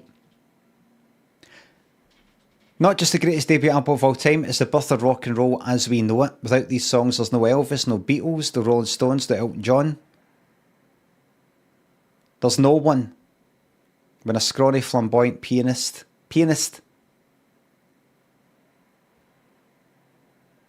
Tutti Frutti, Rip Up, Slipping and Sliding, Jenny. A few of his songs sound the same, But I remember being in I don't know, a fucking cafe or something.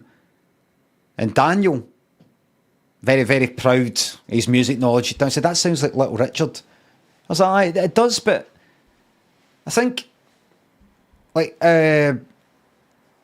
see, good golly, Miss Molly sounds like Tutti Frutti. It's got that. I don't know what you call it. It's that 12 bar blues or whatever. But it's got, or Lucille. I think it's like Lucille sounds like another one. It's as if you went like that, right? I'm just going to batter out 3. Like I'm just going to write them on a week, 3 of them, and then there's like I don't like the next album or something.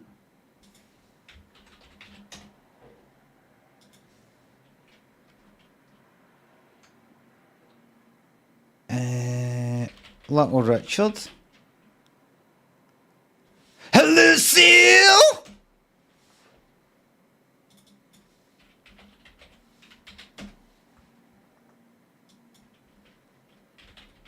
You know, rather than, you get people who are just fucking like that. That's how they got to where they are, because they're a bit fucking mental. And they're a wee bit wild. And they come out with stuff. And then they calm down and they come out with another wee thing. And then once they're known for that, they're like, well, that's what they want, so I'm going to keep doing it. But, drug.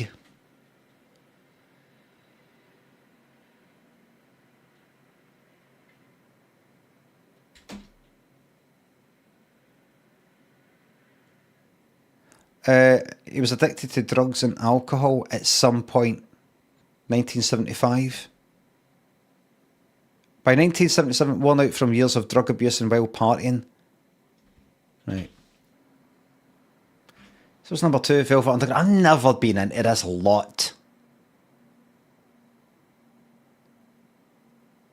Velvet Under. I don't even know how the fuck they are. Is it what's his name?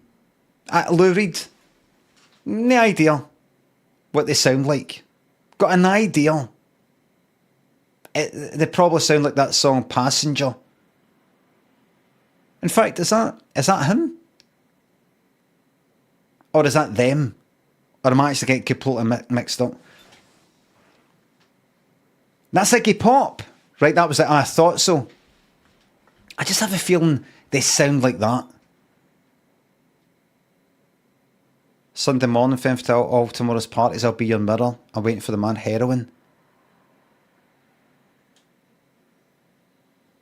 Do you know, I get a lot of pleasure out of, like, being on Threads or whatever, and occasionally maybe seeing somebody posting a picture. Here's Lou Reed with somebody in 1967, and they got the leather jacket on, and they're walking down, like that, 1967, and they're walking down somewhere in New York, and I get a lot of pleasure in looking at their pictures and go like that. I don't give a fuck who you are. These cunts look up to you. I don't rate you or give a fuck about you one bit. You know, just like, oh, look, there's Lou Reed. Who? Scoopski, thanks for the bits. Thanks again. Blair Rush, thanks for the sub. Oh, the Bee Gees' childhood home in the Isle of Man has just gone up for sale. 50 St Catherine's Drive. Oh, right. I'll have a wee look. You know, like these ones are like, you got to understand. See, back in 1960, nobody else was doing that. Nobody else was doing that.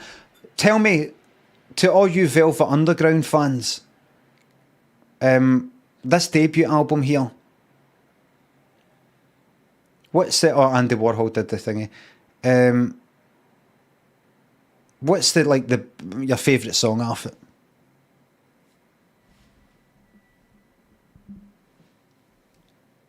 What's the kid? Heroin, is that the one? A number of people are saying heroin, so let's just do that. No, everybody's saying it, but enough. Heroin, Velvet Underground.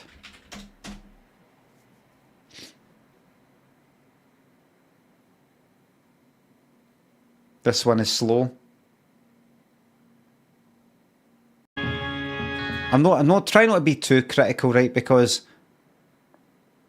there's plenty of songs that I like that if somebody who hadn't heard that song before just tuned in and just went, The Voice, let me hear The Voice, and it's like, I don't know, fucking Bee Gees or something which I like, then go like, what is that? You can see how it's like had an influence on maybe, I don't know, fucking Joy Division. Heroin, what's the other one? Is it Waiting for the Man? Waiting for Man? I'm waiting for the man. It's funny. What is it about that? When I hear it, I don't fucking like it. Does it remind me of people? Does it remind me of a certain age? I was born in 1974. The sort of music I heard, like when I started primary school, was like 1979, 1980. Things started sounding synthy. People started dressing a certain way. People looked a certain way on Top of the Pops. So anything that looked kind of old, felt old, I didn't like it. I don't know. Was it that? It's not as simple as that. But see that?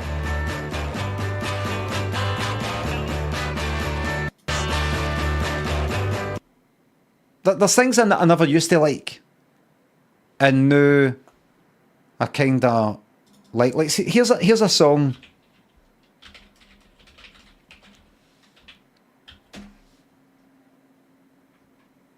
Here's a song. I would never have listened to that, and I've chosen to listen to that quite a few times. So stuff that I fucking hate, that didn't like the sound of when I was younger, and now I like. No, really like, but kind of like. Enough to play it. So it's not like, oh, if I didn't like it in the past, then I'm never going to like it. But that there, I'll never fucking like that. Yeah, you know who I almost like the kind of derivatives for these sorts of things. Like, I don't know if you would call this a derivative, but fucking Dandy Warhols. Know that.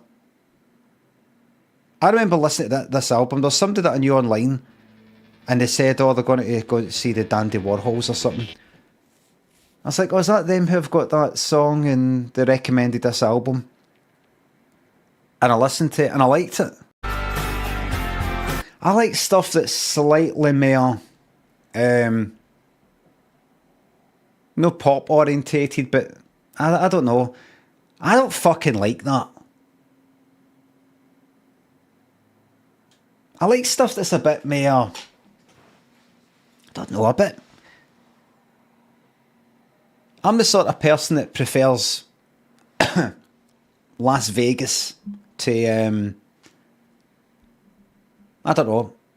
I like tacky or cheesy or more pop, a wee bit more mainstream and things like that. I prefer, kind of like that. Lozzie, Blairosh, thanks for the subs. Thanks for the bits. Harris, welcome to the stream, tuning at 12 days old. Welcome to the nightmare. Harris, we need you to lead. Television, Marquee Moon. I know I heard of that. Number 3. I just saw Lloyd. I just saw the name Lloyd. Oh, sorry, it's Richard Lloyd.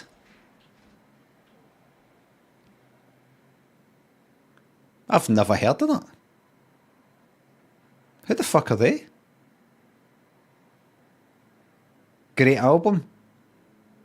I've never heard of the fucking band, never mind the album. This is number 3. And this thing anyway, Paste Magazine, best debut albums. I'm going to see if I can, the first one I see that I like, right? Probably like that actually, but not enough to go, alright, stick on a whole fucking album Little Richard's first stuff.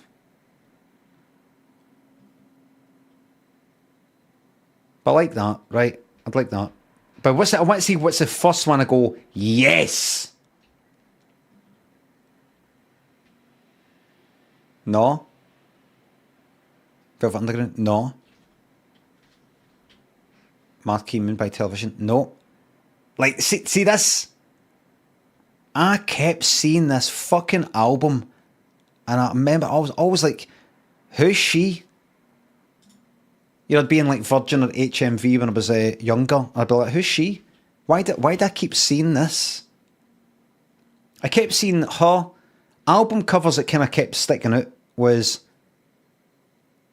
this one, that one there, right? So she's like that, standing there with kind of like suit sort of thing and a jacket. Another one was all the Grace Jones albums. They just pure fucking stuck right out. Dead noticeable. And that Iggy Pop one, where he's smiling. What's that?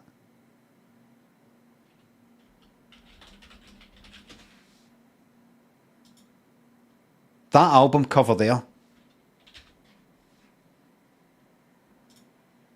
was like, look at this guy with his nice big smile. And I'd see him in other ones looking a bit kind of mental and serious. But here he is with this big smile. This big wholesome fucking smile.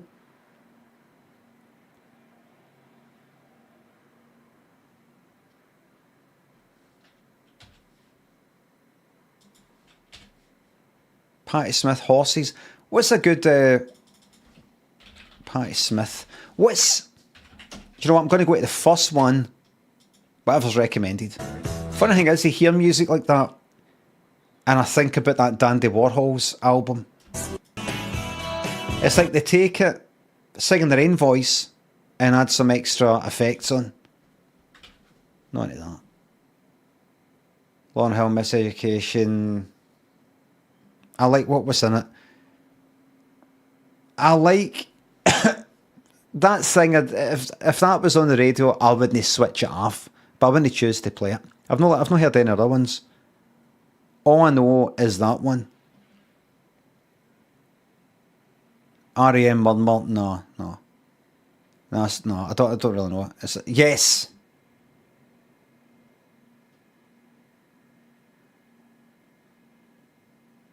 Yes.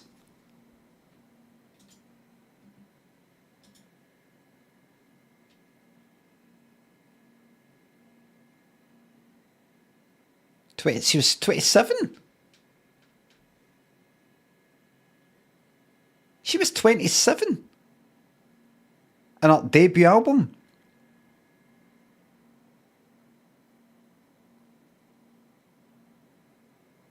I thought she was like, I mean, this is only fucking 4 years difference, but I thought she's like 23. Normally when you start out this sort of thing, she's 3 years after being 30. Wait a minute. Wait a second.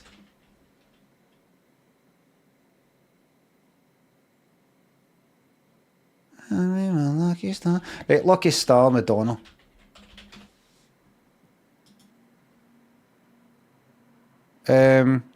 Recorded in 83, released in 83.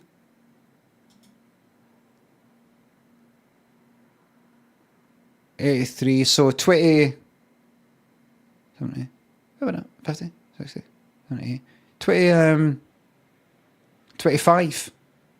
So it was recorded and released when she was 25. And then the album came out when she was 27. Is that right?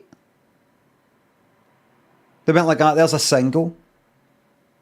There's another single. And another one. And here's the album. Please don't play Madonna. Oh, you be quiet. Cherub thinks of the bits. Now remember, when I say it, so I don't want anybody to feel threatened. When I say that I like that, or I don't like that other stuff, this isn't an attack on you. Some people think that when they talk about their favourite film and you watch it and you say you didn't really like it, they think you're telling them your taste and you, as a person, is shite. You're shite. You is shite.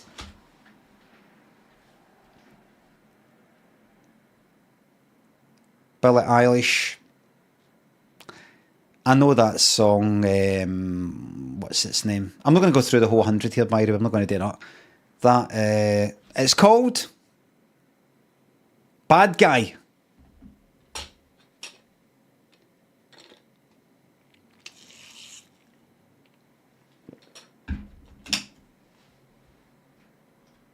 But it's not my cup of tea.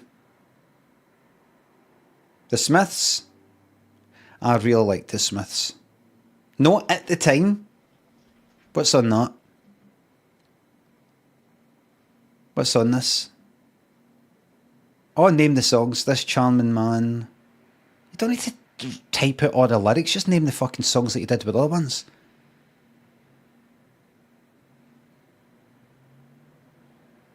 Anyway. Shame what happened. Shame that the Smiths album. Shame that, like he said in his song, 10-ton truck crashed into him, and we never really got to see how he turned out, like, you know, after, say, 2000. That's a shame. Where the fuck is it? What's your first album? First album, please. I'm looking for the Smiths. Needle in a haystack looking for an album called The Smiths on this article about the Smiths. There we go. Right. What was on it?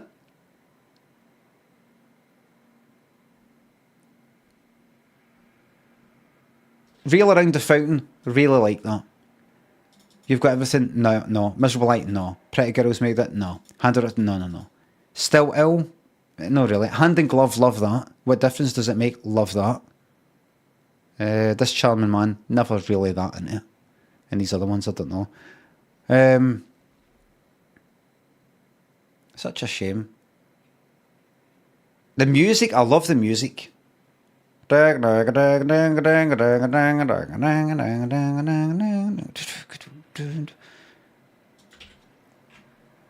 Stooges. I don't know. Just move on. Johnny Cash. It's alright. Gang of Four. Yeah, I don't really know. On it Comments. No, I'm not really sure. De La Soul. Remember tons of people had that at the time.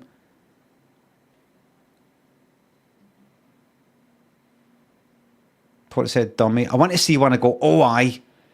Not. Shady Diamond Life, yes.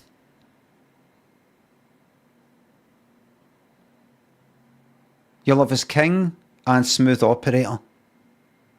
Has that got Diamond Life, Shady? What's it got in it? Do you like Shady? Hang On To Your Love. Fucking magic. That's a good album. I didn't know that was on it. See, I've got a greatest hits. I did have a greatest hits. But, track listen, please. Oh, look at that. Look at the first three. Smooth Operator. First three songs when you get the album. Smooth Operator, then Your Love Is King, and then Hang On To Your Love. 3 songs in, if you're into Shady, if you like what you're hearing, 3 songs in, you'll be like, this is the best album I've ever fucking had. That's your debut album there. Many good Shady ones. Guns N' Roses, yes, I loved that at the time. Appetite for Destruction. Wait a minute. That was the deal. They had one before it. I remember this kind of controversy because they had a... Was that in that album cover? They don't have an album where there's a woman sort of lying there all kind of like doing an alley, and I remember there was a... That was an EP. That's at the back. I remember there's a bit... That's in the inside. You know, it looked kind of dodgy. Was that in that? Oh, for fuck's sake. All right, then. I don't know who the fuck you are. The Cars. All I know. Drive. No. No. Well, I mean, I don't really appreciate.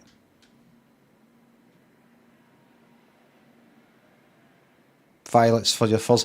I really need to get that. I need to get this on a t-shirt so I look clever as fuck.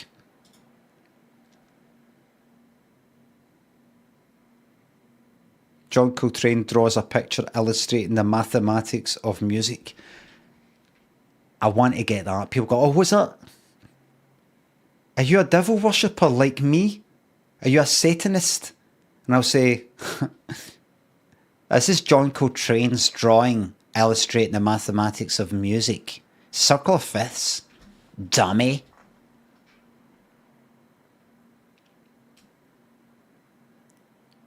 Satanists have the pentagram upside down. Ooh, Wabsnasm.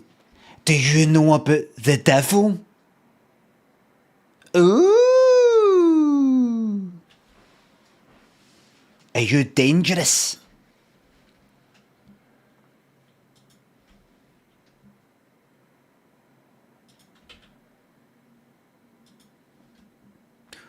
John Coltrane. Who's that?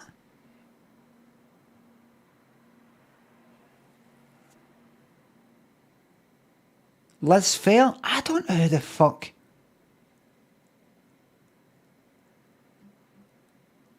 Right, I don't know. Tracy Chapman, I like Fast Car and Baby Can I Hold You. Oh, that song. Did I tell yous? Baby Can I Hold You? Fuck me. What year would that have been? 2000? Baby Can... Was it... Did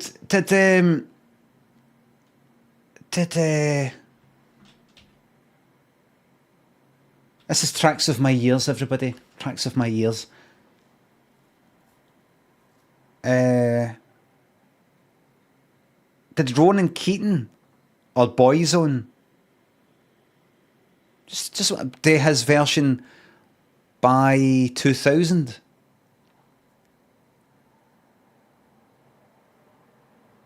Because I remember... Baby Can I Hold You? Ronan Keating. When did he do it? When?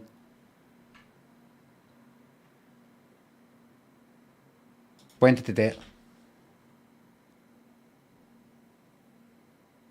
Boyzone version, 97, right? So I knew it as that. I didn't know it was a Tracy Chapman song.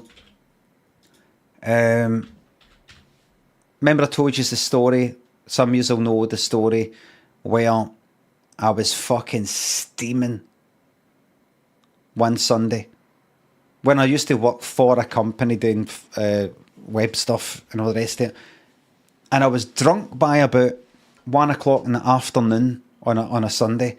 Up the tune, no steaming, but drunk. And I bumped into a work colleague, designer guy that I got on with. And that was that. And then and then he went away. And then by about something like 8 or 9 o'clock that night, I was so fucking wrecked. I was in a pub in Sucky Hall Street called Reds, I think it was. I was so fucking steaming that my mate said to us, you should go up the road. Go up the road. I was fucking blitzed. And I lost my fucking phone and everything. So the next day, at that time, I was looking after another colleague's flat. He had a couple of cats. and he was going on holiday with his girlfriend. He said, would you be up for looking after my flat and my cats while I'm away? At the time, I was just staying with my dad, I think. Don't think I was staying. Aye. So I was like, aye, alright. So I had a wee house to myself. I looked after these cats for whatever it was, a week. The dodgy bloke that got your phone, he was the one who said he got the fucking phone, and I brought it up, remember? Anyway, aye, so I was fucking steaming, and then I woke up, I don't know, I woke up, I went to sleep, woke up like 1 a.m. feeling fucked, and I had a big bottle of fucking Coke, or I think it was Coke, full fucking Coca-Cola. I mean, full fat, you know what I mean, no Diet Coke, but anyway, fucking caffeine. I was like, good. Feeling fucked. And then going to sleep, waking up at 4, going to sleep, waking up at 8. I was just like, I'm still steaming for the night before, but not in a good way. I was like, I'm fucked. I'm not going into work today. No chance. And I've lost my fucking phone, and I don't know, somehow I couldn't phone for my colleague's house, the one whose flat I was looking after. I couldn't phone. I had to go down to the phone box, down next to the Kelvin Grove Art Gallery, right across for that. And I phoned for there, and I phoned my work, and I said, can't remember who was the receptionist at the time, but know that you'll fucking know I care. But I was like, all right, can you tell Thingy that I want to be in today? I just had I got a takeaway last night, and I don't know if it's food poisoning, but I just feel really, really bad. I'm being sick and all the rest of it. All right, can you tell him? The sort of thing where, if they well, he's actually in, can put you through. No, that's fine. That didn't happen, but just like, no, that's it. And then I fucking went back to the flat, which is up at what's that street called? Is it called Old Ardgale Street? What's it called? Old Dumbarton Road, maybe. Old Dumbarton Road. It was on there. Went back there and just curled up in a fucking ball. I thought, right, that's that then. I'm not going into work. And I curled up in his fucking leather couch, which isn't cosy. A leather couch isn't fucking cosy. Curled up, and I went, right, what music has he got? And I put this on. I was like, oh, baby, can I hold you? And I saw it in the CD, and I put that on. And anyway, as some of you might know, the funny thing is, when I did go into work the next day, when I was back to normal, and I spoke to the colleague who I bumped into when I was drunk at 1 o'clock in the afternoon on the Sunday. He said, oh, did you not get in yesterday or something? I went, no.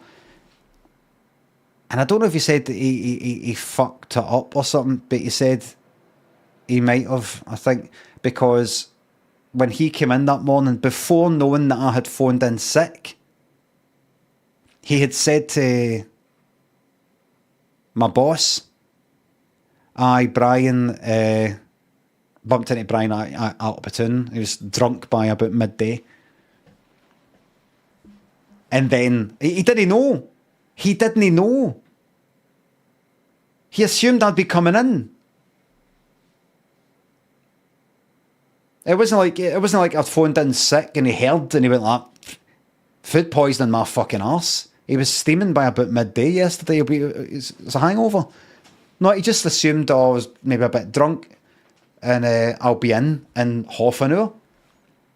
He came in like a wee bit early or something like that, and he just assumed I'd be turning up in like 5 minutes. So he inadvertently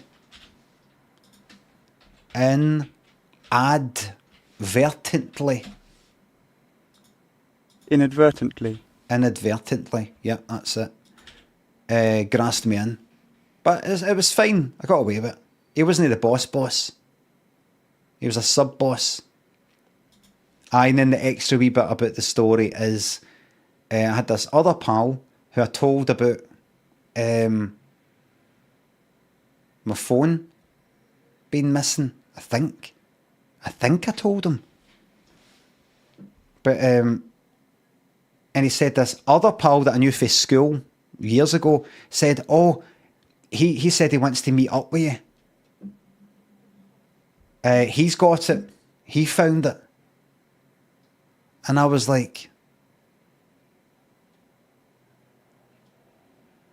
no, he didn't. How could he have? I'm talking about a pal I've not seen in fucking ages. For like 10 years. And he just happens to be going like that. Oh, tell Limmy I found his phone. And he wants you to phone him. Said my pal. I'm sorry for saying pal. I was like, see this one I was talking to, the one who said he's found your phone. And this thingy, by the way, he's nothing to do with me anymore. I wasn't hanging about with him. I found your phone. It turns out you dropped it in the bin. He wasn't there. The one who was telling me about it, he's the one who kind of freaked it at that dance festival. So some of the things he said, I wasn't quite sure. Oh. And I said, he said that he's found my phone. Did you tell him? I can't remember if I said this, but I probably did. Did you tell him that I've lost my phone? And then he said, like a day later, oh, I've found his phone. Because there was a feeling about this guy, who I hadn't seen in about 10 years, that he really wanted to meet up with me. It was something to do with the fact that I was doing Flash stuff and he wanted to get into making websites and stuff like that. I thought, there was reason for me to think he was a bit fucking off his nut now, these days. Back then, when we were pals, I was off my nut. I was taking acid all the time, and he wasn't. And there was reason for me to think he's off his nut, and now I'm no. And I was like, he's not fucking found my phone. And if I remember correctly, I phoned him, this one who said he's found my fucking phone. I was like, all right, you found my phone? Aye, man. Aye. So do you want to meet up? And give you the phone. I went, where was it? Oh, I just found it in a taxi. It was something like that. Right. And you've got it? Aye, man. Let's meet up. And I was like, right, well, I can't remember what the fuck happened next, but I didn't meet up with him. I was just thinking, he's not got my fucking phone. He's not got my phone. So I don't know how that conversation ended. I didn't just go like that. I don't believe you're a liar and you've turned weird, and then hung up. I didn't do that. But I think I just went, well, listen, well, I'm a wee bit busy. Listen, I'll give you a phone to organise, where I can meet you and all the rest of it, right? And then just not get back to him. I just thought, he's going to fucking turn up with no phone and say, oh man, I left it in the house, man. Anyway, can you get us a job in that place that you work? Anyway, I bumped into him. I think I told you this. I bumped into him. So that's another 10 or 20 years it's fucking passed since that. Then I bumped into him down at the Transport Museum, Riverside Museum. But I was going for a wee cycle, and there he was, and he was like kind of skating about, and I was chatting to him. And I think I mentioned it on the stream. I didn't say it at the time, but I thought, fuck, I've got to ask him. And I said to him, do you remember that time ages ago? I was mid-20s, that you said you found my phone and all that. Did you?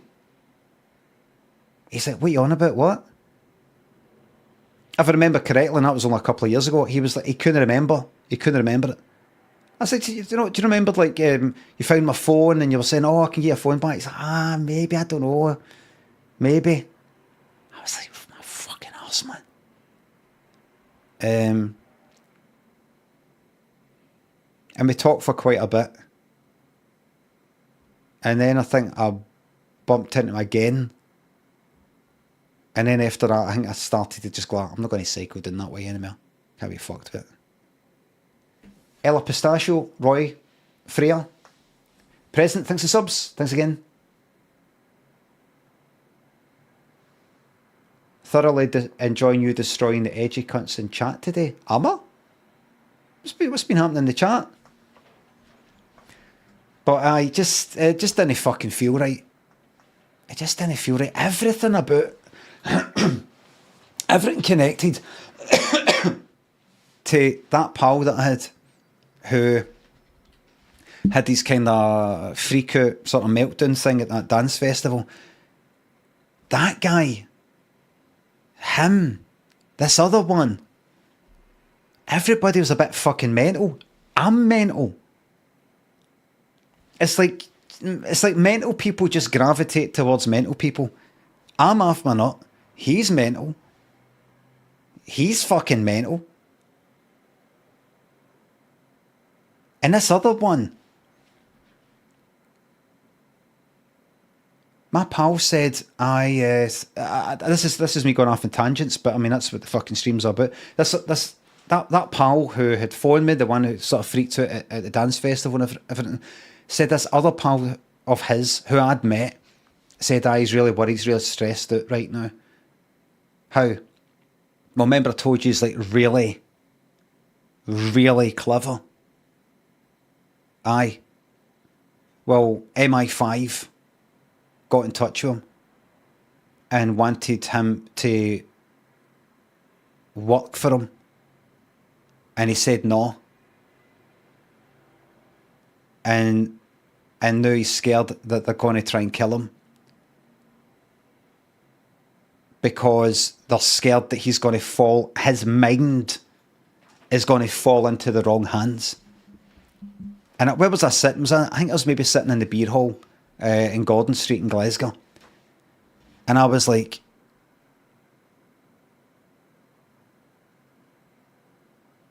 it was a trippy feeling. And I don't know if I came right out and said it to him, but I said, he was a bit mental, I'm a bit mental, but we both know about being mental. We're kind of aware of it. We'd laugh about it in a way. So I was saying, I think I said this. I said, but how did the... Right, you say he's dead clever. Honestly, he's like really clever. He's got his books in psychology and all that. And I'm like, how do you go about just being clever? And then MI5, spy, intelligence agency, get in touch with you. He's like, I know, I don't know. I was like, what I'm trying to work out is, and excuse the fucking the rough way of talking about this. I'm trying to work out, I don't know if I said this to him, but I was certainly fucking thinking it. I'm trying to work out if he's off his nut, or if you're off your nut, or if both of you are off your nut. I'm off my nut. You're probably off your nut. He's maybe off his nut.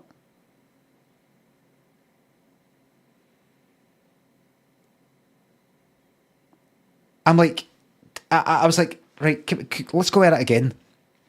He's like, I don't know. I'm like, they got in touch, it's going at it again. So they got in touch. How did they get in touch with him? Because what I'm thinking is, you know more than me, is he the sort of person, and I don't know if A Beautiful Mind was out at the time, but I was like, is he the sort of person that gets ideas into his head, thinks things are happening that aren't happening? He's like, I don't think so, I don't know, or something like that. I was like, because I mean, it could be that. Or maybe it's true. Or maybe it's you. We're having a wee laugh about it. And I started feeling, I'm going fucking... And the fucking... The mad thing is, and I've told this story before, and this is going to sound a wee bit fucking disrespectful talking about this, but years later, maybe about like 5 years ago or something, maybe 7 years ago or something, I'd not seen that pal, the one who freaked out. My best pal at the time, him. I had this other kind of best pal, right? But the one who was telling me that story, he told us, he'd been away, right, and he's back in Glasgow, and he said that guy, I know I've told this story before, that guy, his pal, the one, you know, MI5 and all that, had died. And he showed me the fucking funeral, you know, the thing with the, you know, you get at a funeral. Died fucking young, you know, like, what would that have been? Young for us anyway, right? Order a service thing, right? I was like, for fuck's sake. He might have told me on an email first, right? And then we met up. And he said he's going to see a psychic to try and find out how it was he actually died, because they say he died this way, but he's not sure about that. And I was like, and this is us walking about going for lunch, and I was like, right. He said, I know you think it's a lot of shit. You think it's a lot of shit, this, don't you? I know you think it's a lot of shit, or psychic stuff. He's kind of laughing about it. I was like, I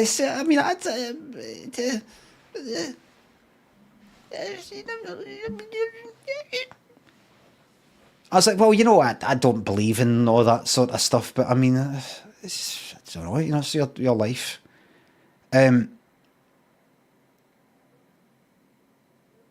But he said he couldn't. He's been trying to get in touch with a psychic, and he keeps putting off the psychic's like, no, just I'm not quite ready yet. And I thought that's him fucking getting research. But the whole fucking thing, what's so scary about it is it could, bar the psychic bit, is it could all be fucking true.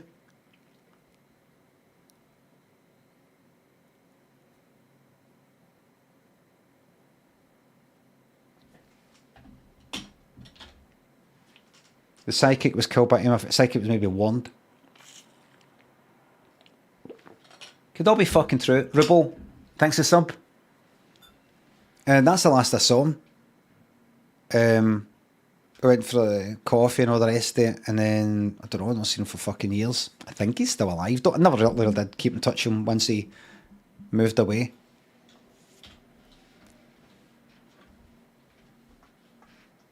But, oh, fucking mad, man. Seen that person, don't know who it is. Oh, wait. There's a song that sounds like... Is it Dua Lipa? Or somebody? What's... I keep going. Every time I go to YouTube, this is the first one I go to. You're not a very good builder. I'm a fisherman! Zippy! Oh, look, it's fallen over again. You're not a very good builder, Bungle, are you? It didn't fall over, Zippy. You pushed it over. Oh, I'm fed up and cross, and I'm not playing anymore. Oh, what's wrong with him? What's wrong? You just... Well fucking said. Well said. Olivia... Right. What's... Vampire, maybe. Right, it went through me. There's certain... See the fact she's American, once I found that out, I thought that makes it a wee bit better. But I just thought it's the about I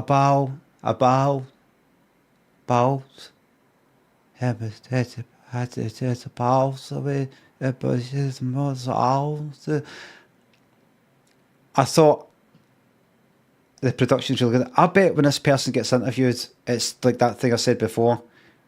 Yeah, so just new singles out and just and then singing on the face on the in the out the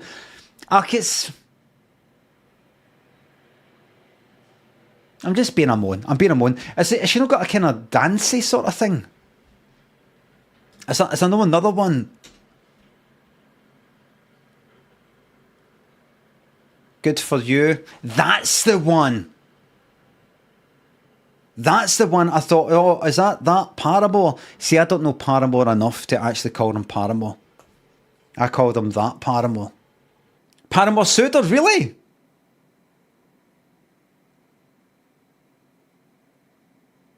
Did they really? Or are you full of shite? They got a writing credit at the end. Ah ha ha. And the person up there, well, like that, sounds nothing like Paramore. Ah ha. Oh no, they didn't. Hold on then. Good for you. Good for you. Paramore lawsuit. Let me see. I accept. Adds Paramore to songwriting credits on Good for You. Ah ha ha ha. That person earlier in the chat. In fact, let me see if I see.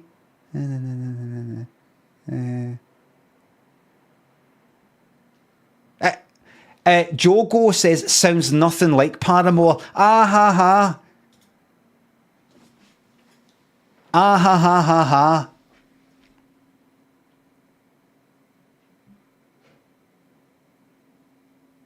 Ha ha.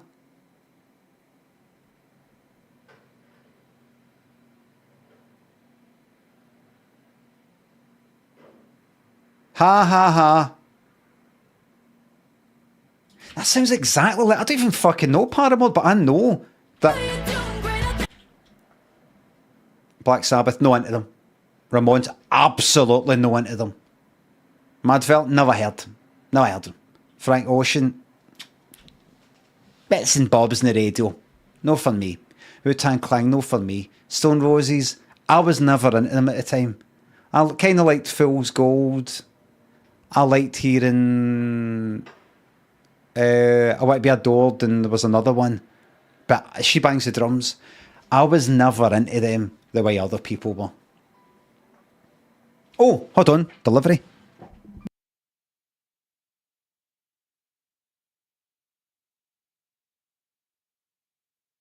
Does that mean I have to have my legs in the air all night? Well, I don't have a vase, do I?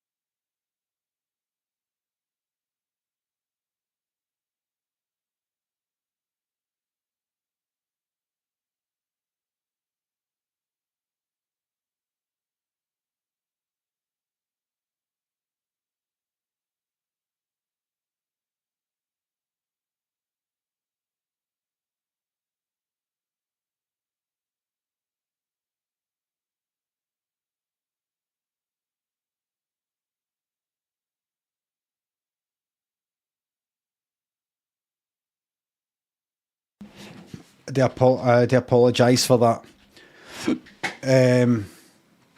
Just got a delivery there of a treadmill.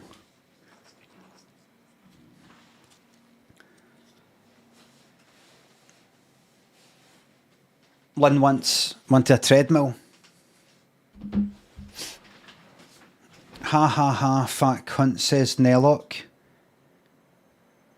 Okay. I'll get a wee 24 hour because I can't be fucked typing in. Jogo, thanks for sub. Thank you very much, Jogo. No hard feelings. GMAC, D Grizz, thanks for subs. Paz, thanks for subs. Any plans to play Starfield? No, people have said it's not that. People have said it's not good. Above my speed. Thank you very much. Spinning ball of shite. People, and I mentioned a treadmill on Threads, I think, and people like that. Makes for a good place to hang your clays. But I'll certainly be using it. I want to be fucking running though. I can't run, it kind of fucks my knee in. But I'll be up for a wee walk. A wee 1 mile or 2 mile fucking walk, either in the morning or later on. But I always like going out anyway. It's just good to get fucking fresh air. Expensive way to go for a walk? Not. Lynn will be jogging. Lynn will be actually like running. But I'll be using it for that.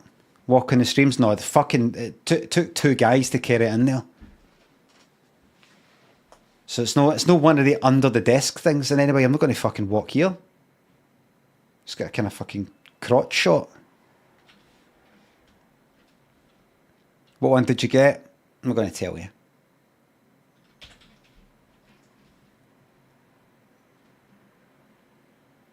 Never heard of him.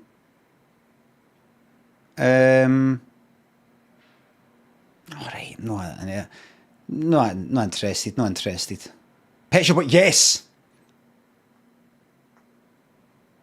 Never heard. The band, I'm into them. Leonard Cohen, never really got him. Kanye West, not my cup of tea. Clash, not my cup of tea. Notorious B.I.G., not my cup of tea. Whitney Houston, yes.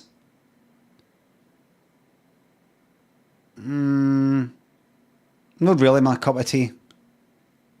Jesus Mary Chain, not my cup of tea. Loretta Lynn, no. King Crimson, never really heard them, heard of them. Don't know who that is. Strokes, utterly not my cup of tea.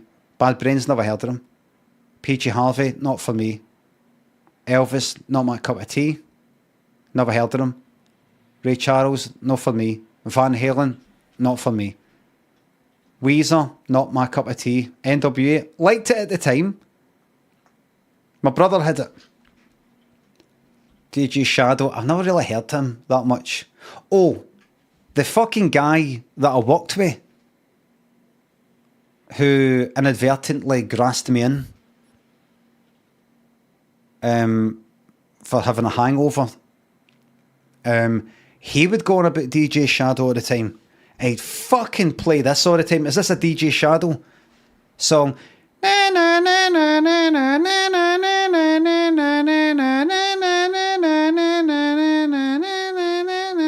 Fucking playing that again. I'm going to get this fucking like Amicus horror anthology music off. But that's not The Exorcist.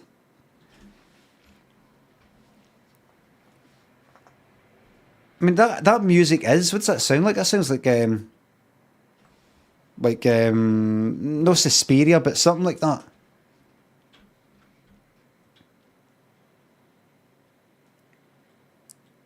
Phantasm, aye, that's it. Was it for Phantasm? Because I don't know if I'm actually doing the right tune.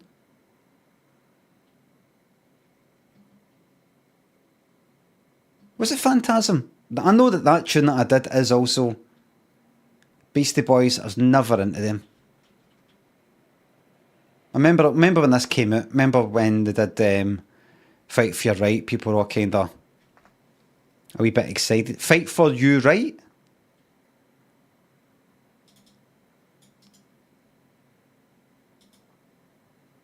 It's fight for your right. You've done fight for you right. You've made a mistake in your article. Your article's got a mistake. That means the whole thing is pish. Run DMC, no idea what the first album was like. D'Angelo, no idea. Wire, no. Taylor Swift, first album, no idea. Herbie Hancock, 1960, never heard that. Blondie, fuck off. Missy Elliott, Black Star, never heard. Postal Service, no, never heard of them. Avalanches, never heard of them. Pretenders, never been into them. See, the Pretenders, they've always felt to me like I've missed something. Like they're a band that made something years ago. 1979. What's on it? Brass and Pockets. So Brass and Pockets on that. I thought it'd be like mid-80s. I've never got them. They've always felt to me. I guess because I kind of see Chrissy Hynde's face. I don't know what the fuck it is.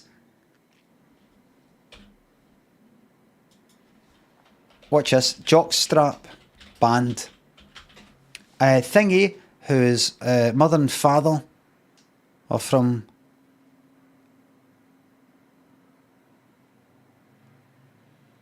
Jockstrap are an English musical duo consisting of Georgia Ellery and Taylor Skye. Skye? Skye's in Scotland.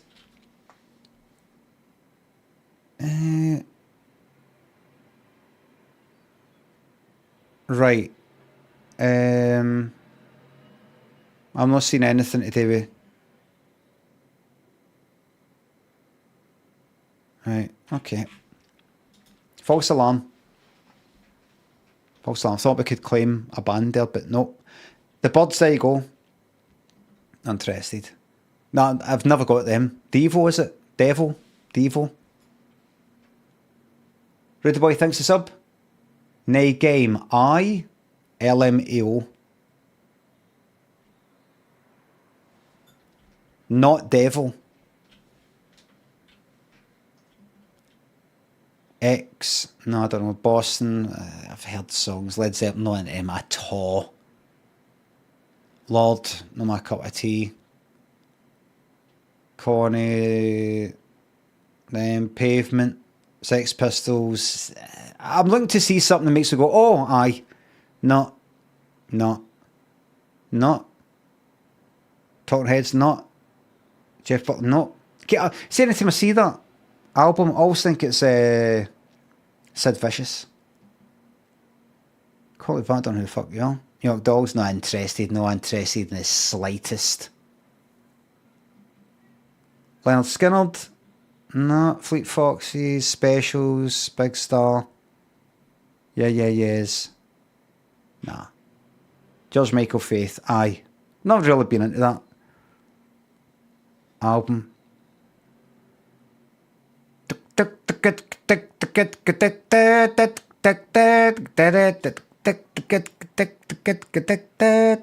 Oh, wait a minute. Oh, wait. It's got Father Figure in. It doesn't really count. I mean, he'd be gone for that long. Doesn't really count. How to be successful in your 20s according to coaches and psychologists. Oh, fuck right off. What is the future of books? Good question. Good question. Why the family meal is so essential and how to make it work.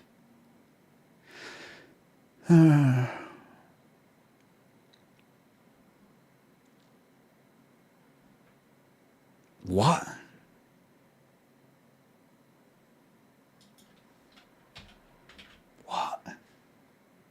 What the fuck is going on out there?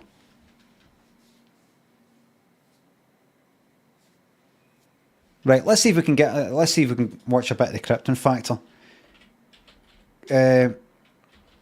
Krypton Factor. So I've got a fucking treadmill down there that two guys had to carry in, and I've got to take out the box without breaking it or slamming down the ground and assemble it.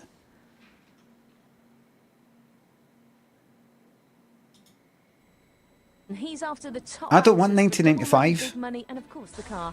Family fortunes tomorrow and all. I want 1983. Thank you.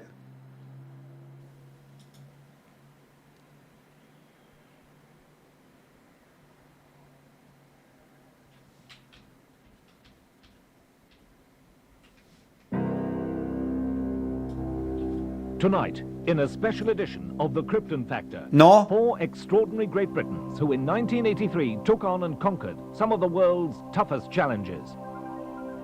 Julie Tullis. I'm not age interested. 44. Give us a second. 92, no. 89, mid-80s, please. Right, look, you've got full episodes. He's after the 88, 83, is that one there? TV Times edition, I don't know what you mean. Series finale. 1984, Heat 11, give me that one. Oh my. Tonight's contestants. Come on, we can do better than this. A consultant No. engineer from Winchester, Hampshire. Quality's shocking.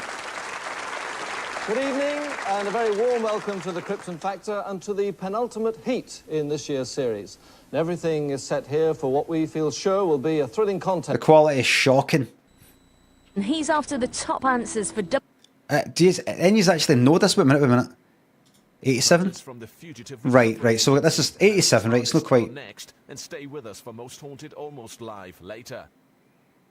That's okay. The first 4 contestants, all intent on becoming the United Kingdom superperson What's of this? 1987. So, Lynn Dunn, Gary Simmons, Paola Fabrizzi, and Peter Worley. The very best of luck to you. It's too fucking quiet. He's after the top answers. Your stuff's shite. Right, that's 87. What about this?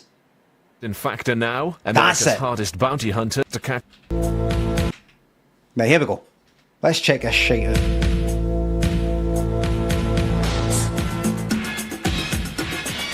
Oh, I remember the theme tune.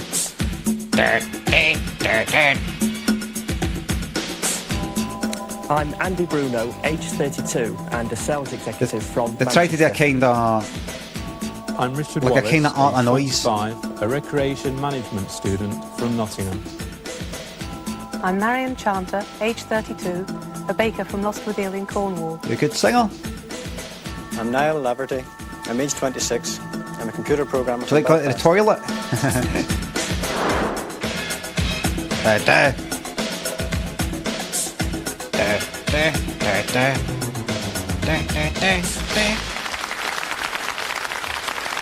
What is it? Did they look old? Let's see. I'm Niall Laverty. I'm age 26.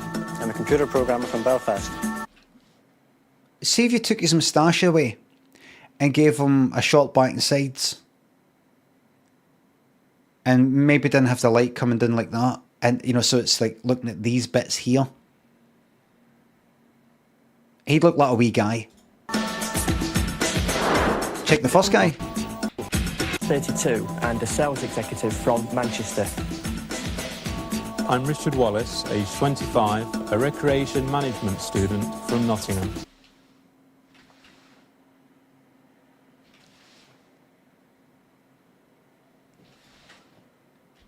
Richard 25? Wallace,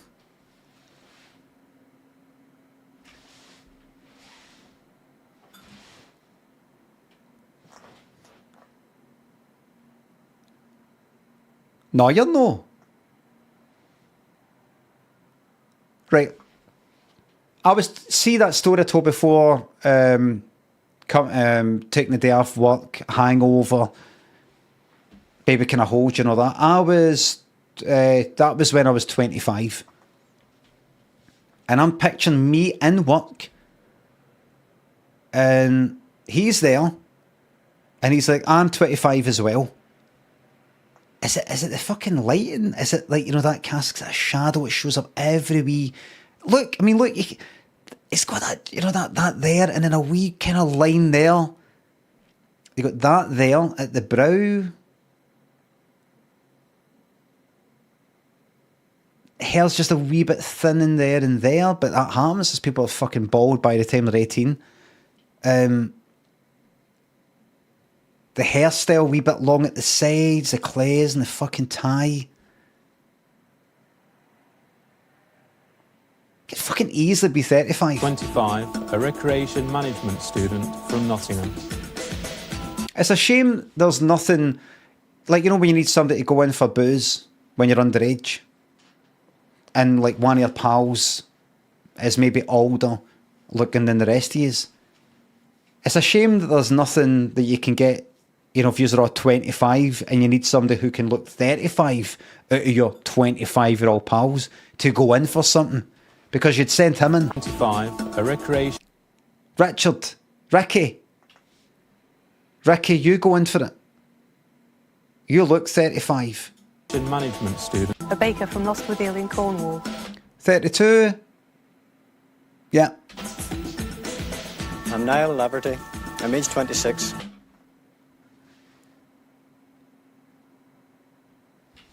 Imagine cutting hair all short at the sides. I think when the hair goes long at the sides, especially when my hair goes long at the sides, it really adds the fucking years. It looks like a dead old-fashioned sort of haircut, depending on who you are. If you cut that short at the sides, take the fucking moustache away. And, like, if you imagine him on holiday and he's wearing a t-shirt and shorts and all that, I bet... We'll see him. I'm a computer programmer from Belfast. I bet when you see him, and the other guy, you'll be like, oh, I could see better now. By the way, this was quite loud the other day and you just didn't tell me. Good evening and a very warm welcome to the third and last heat in our Group A section. By the end of tonight's contest, we shall know the complete lineup for next week's group final. Fucking group this of heat this of group that of heat this.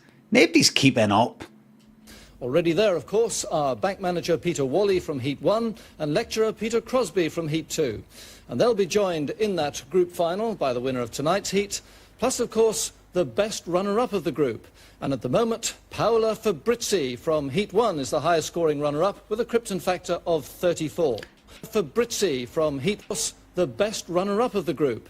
And at the moment, Paola Fabrizi from Heat 1 is the highest... Paola Fabrizi. It's funny, that reminds me of that bit in The Good, the Bad and Ugly, where he's like, hooray for Dixie! Hooray, hooray for Dixie! Remember that bit?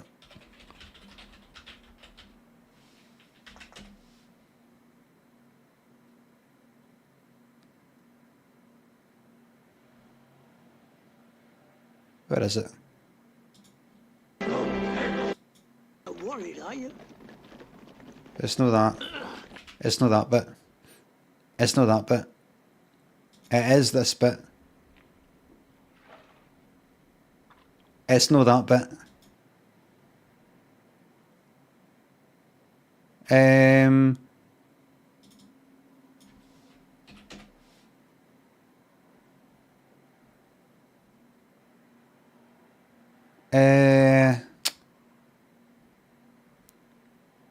What's the bit where Good, Bad and Ugly, where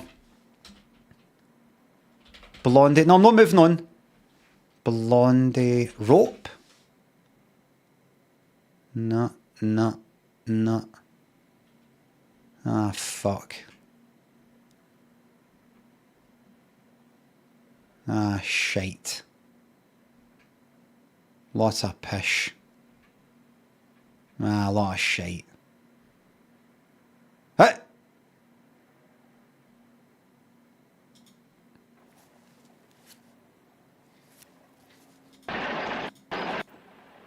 Bastard, it's just before that. It's in the first video. No, it's no. It's no. That's not that. That's not that bit at all. You don't even know what I'm looking for. Ah, you cunt, you. The first one you looked at, right? What bit? But this here, it's not that. after that. Hold on, right, here's the first bit. It's not that. If I go back. It's not that. It is. It is not that.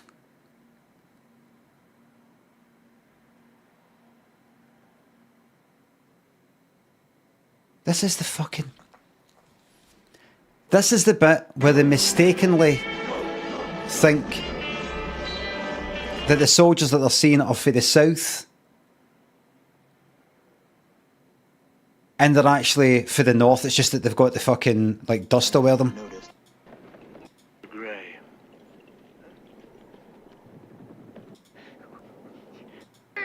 Hurrah! Down with General Grant! Hurrah for General... What's your name? That's not that. That's not that. That's not that. God's not on our side because he hates idiots also. They're for the north. They're the, whatever you call them, Union.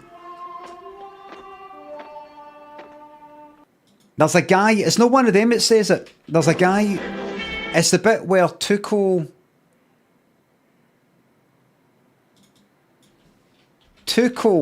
finds Blondie. It's the bit he you know, he creeps up. Ah, forget it. There's a bit he's oh fucking hell, I've skipped forward. There's a bit he's hold on.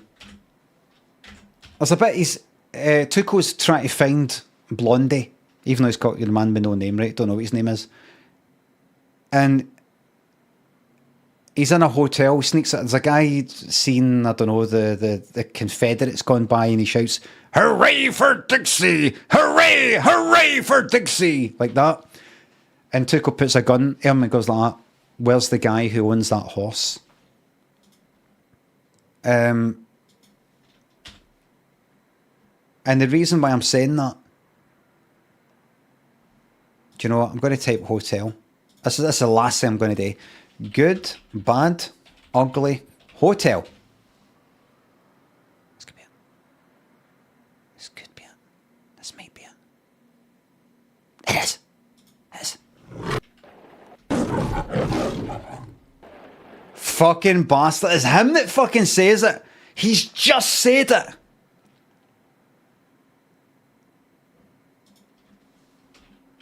Ambush. Right. Right, so we've got that. Right. That there's later on. That's the it. Absolute fucking shite. Go, geez, the whole film. Go. Whole film. Whole film. Go, somebody. Come on. Come on. Pish. Anyway. Evening, there, and they'll be joined with the group. And at the moment, Paola Fabrizi from... That name reminds me of Hooray for Dixie. That's all. The best runner-up of the group. And at the moment, Paola Fabrizi from Heat 1 is the highest... Because he says it the exact same way as well. Scoring runner-up with a Krypton Factor of 34. So that's an extra target for tonight's contestants. Now, I know they're very anxious to get started, so let me now wish all of them, Andy Bruno, Richard Wallace, Marion Chanter, and Niall Laverty, the very best of... 25, 26.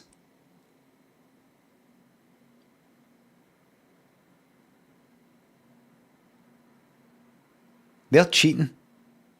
Luck. And contestants, would you please put on your headphones now? I don't know how they're cheating, but they are. First tough round.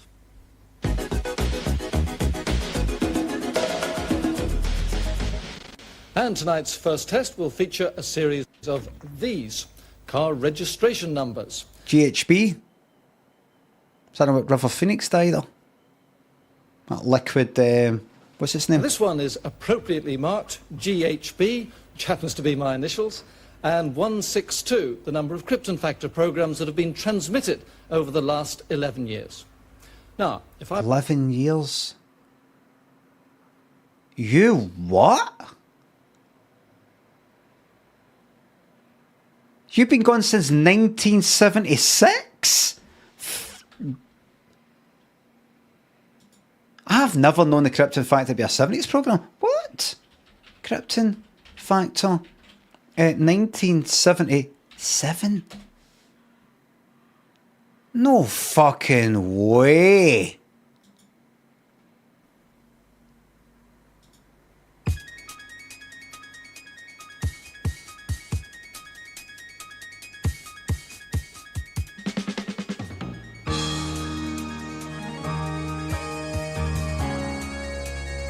I never knew it went that far back.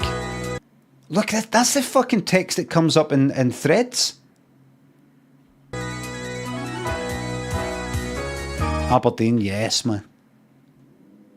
Thermonuclear device. Hit main infrastructure. Threads. Nuclear attack scene. Right.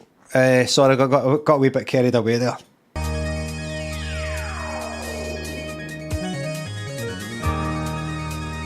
Shrimp, thanks to sub.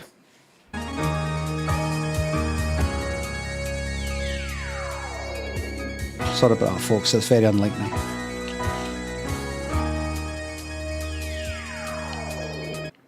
Interest swimming. I'm interested in swimming. I think I might start.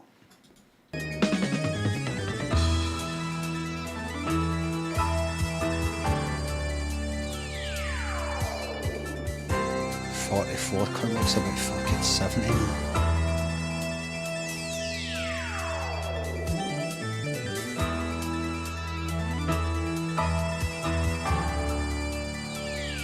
Second name Crouch, first name Hugh. I'm looking for Hugh Crouch. Hugh Crouch. Don't look at me. Good evening. We've 4 more contestants ready to submit themselves to a range of mental, physical and psychological tests.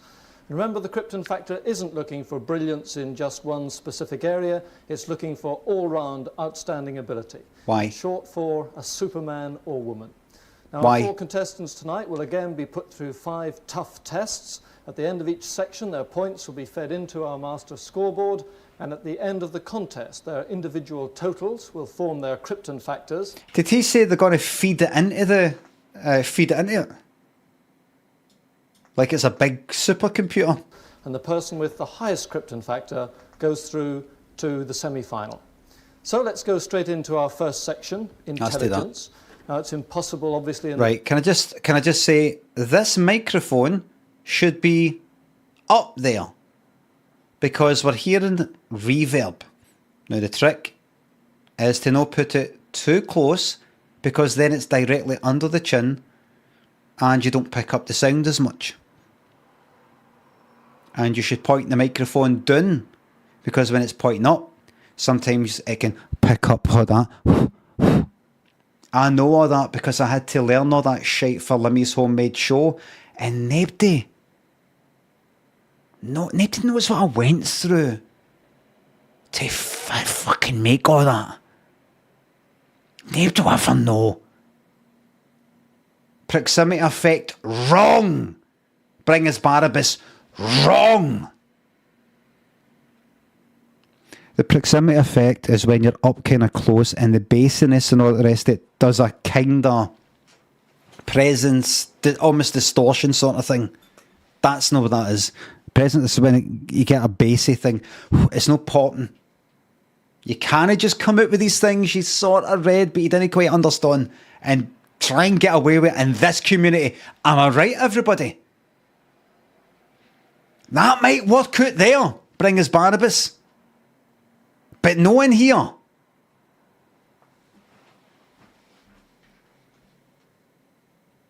Time to test all-round intelligence, but over the weeks we'll be challenging in specific areas. This is training. The way we speak to each other, the way I speak to yous, and the way you speak to me, prepares us for the real world. It's sparring. Training. Because you make any mistakes like that out there in the real world, most people will just go, aye, that's right, because most people are fucking daft. But you say that in learned company. They won't say it to you, but when you go away, they go, hasn't got a fucking clue, into no. No. Tonight we're asking our contestant. Bring us Barnabas says, most notably in ribbon mics. I'm not talking about that anymore. Right? What you said was wrong. Don't talk about ribbon mics and go, there's other types of mics called this, and there's a mic called a ribbon mic, and there's a lav mic, and there's a shotgun mic, and that you just name, because you're wrong. You're wrong, Barnabas, and you know what? You be like that. Just be like that. You be like that. You're gonna get fucked, because I want to see you crucified out there. That's right. Go out there. Go out there into the real world and see if you can get away with that. Just keep at it. To assemble a familiar form by analysing its component parts. Joington and Susan, thanks to subs. So, contestants, can I ask you now to leave your seats and step down behind your desks?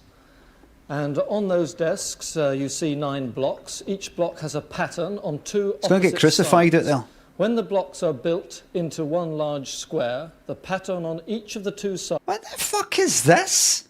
What are they? Wait a minute, wait. Blocks, 9 Where's the... blocks behind Who your the desk. fuck are they? So, contestants, can I ask you now to leave... Oh! I'm fucking getting mixed up with the other one. I'm looking for fucking Mr. 25 and Mr. 26. I'm like, who the fuck are these cunts? And step down behind your desks. I thought they were. See, for a second, I thought they were like officials. You see, this is PC detective. This is detective inspector, superintendent inspector, and we are here to just check first of all to make sure everything's in order first. But look, crime drama. Sides. Crime drama. And everything's all a bit kind of brown and yellow sort of looking, haze everywhere. New ITV drama. Not kind of based on true events. When the blocks are built into one large square, the pattern on each of the 2 sides will form a letter of the alphabet. Right. A K. We want you to build a red K on a white background. Now you must build vertically, 3 blocks high and 3 blocks wide. The winner will be the person who completes it correctly in the fastest time. And the psychologist who These set the are test is given a target 70s time colours of here. 2 minutes. Look at this cunt. Is it freezing in there? Is it cold in there? So are you all ready? Then go.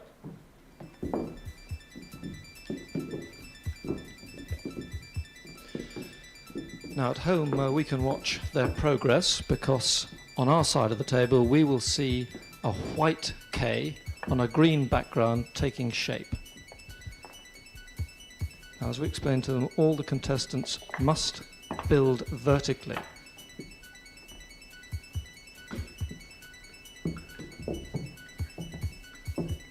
Now, some of them are choosing to build it. So I think this killer. They think this bastard, the killer, has used these. Sideways on the table beside and then build it. John, got an idea. Pass us over that. We're going to catch this, man. Once they start building, they must build it vertically.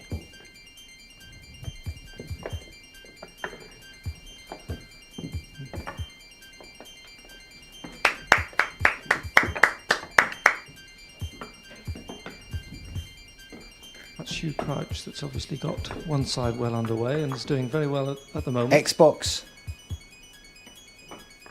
Oh, you're not doing well at all. Approaches. Oh, Jesus. I'd fucking hate to go in something like that. Do you know what I'd do? Let me see if this is in the banter box. Have I got this in the banter box? I'm gonna get rid of that.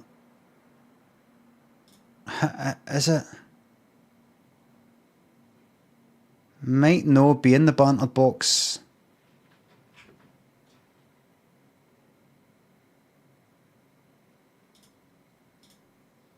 What's his name? Master Chef. The actor.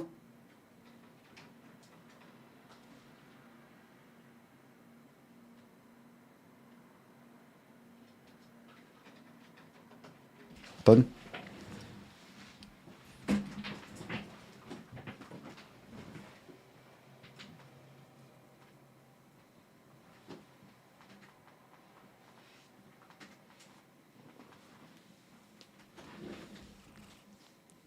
Who's this?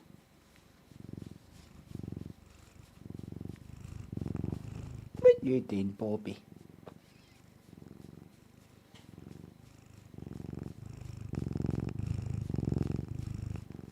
What you doing?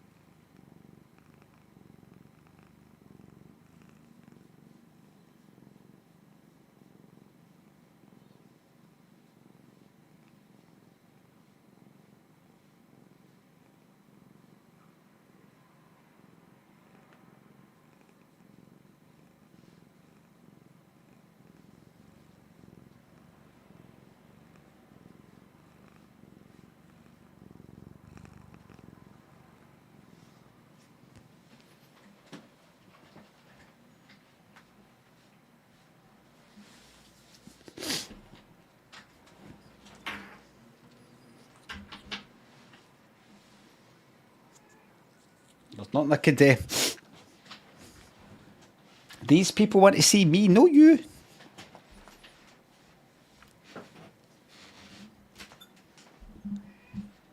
Ain't that right? You can meow what you want, but they're here to see me, no you.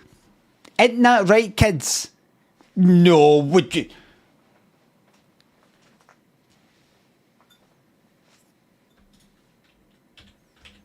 Right, where is it? Where's the meltdown? That one's all. Not doing it. No, it doesn't say it. Not doing it. It says shove it up your arse. What's his name? Mark Morahan. Mark. I need to get this banter boxed. Everybody, in case you don't know what I'm talking about with banter box, I've got a folder in, at the top here called banter box, and it's all the best.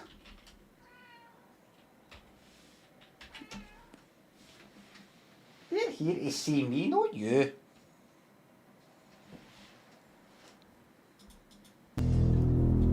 It's Mark's turn to serve. But attempts to rescue the puree haven't gone to plan. Well, it was celeriac puree, it's now celeriac soup. I thought I was being very conservative, going with the milk and the cream, but obviously not. It's your call. Well, when to actually use it? Well, I'm not going to use it, Chef. So, that's the end of that. All right.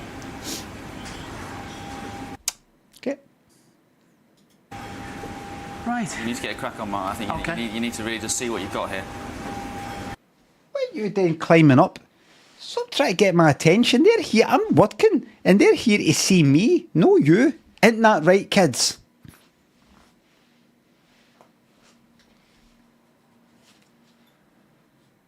Don't need to do a poll. I know the answer. Let's do the best of what we've got, because those guys out there aren't going to hang around. Okay. Here we go.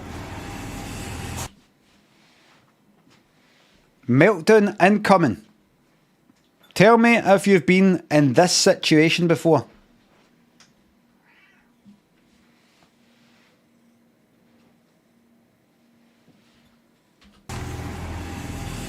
Look at him. What's the den? What's the den, look? What's the den? Picks that up. Puts it down. Picks that up. Do you know what? Stick it up your No, no, no. You can't come up here. Where's it gone? Mark.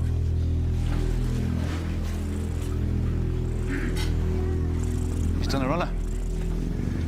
Was that the main course? What? Tell me we're not going to get a main course. You're trying to hear this video and you're turning away.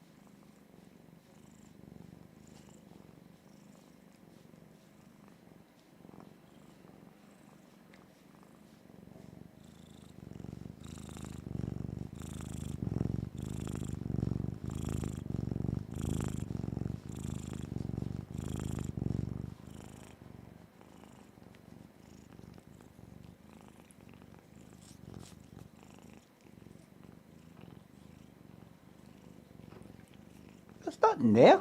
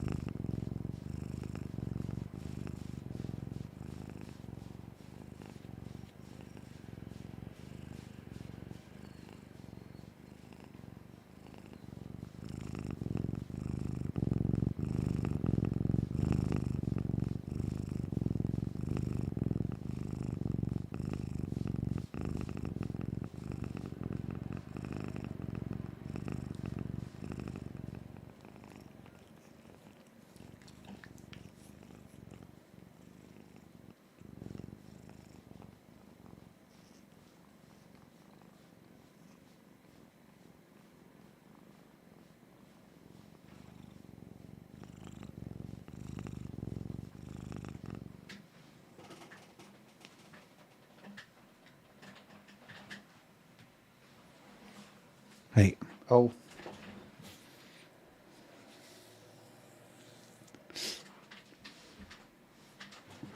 Got 5 minutes. 5 minutes. Scotty boy, shaky. A nice reminder that you have a heart.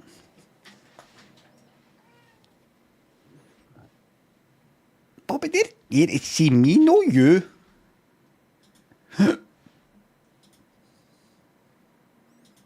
Vertically. Are we in this game, Adolf? And oh, here we go. Jesus, she's doing terrible. that one's almost completed. It's Hugh Crouch. And he has now finished. Fucking dickhead. Look watching him.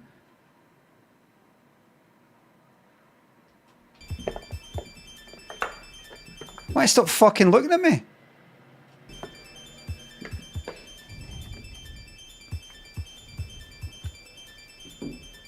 So we've got a winner, so the fight is now on for second place. Pauline Vasler still in some problems.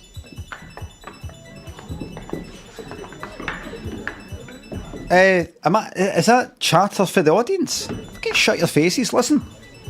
Pauline Vasler still in some problems.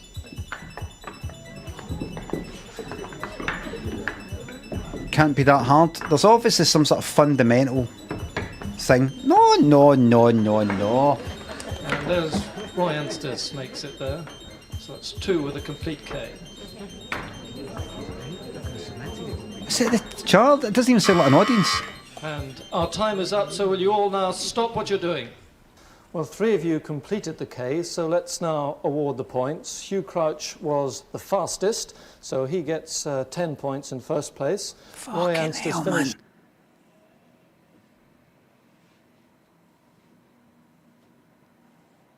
Pretty hard to tell in the 70s who was a serial killer and who wasn't, because they all fucking look like that. Everybody. Look. That there's just some ordinary fucking guy. Ordinary guy. Did you see anyone that looked a bit kind of sinister or creepy? And aye, who? I can every cunt. Next fastest, so in second place he gets 6 points. Then Graham Roberts with 4 points, and Pauline Valsler had a few problems there, in fourth place with 2 points. Sabotage. Let's then feed those scores into our Sabotage. master scoreboard, so that at the end of the first section, Hugh Crouch is obviously in the lead with 10 points. Paulie's got 2, but I bet Pauline will catch up.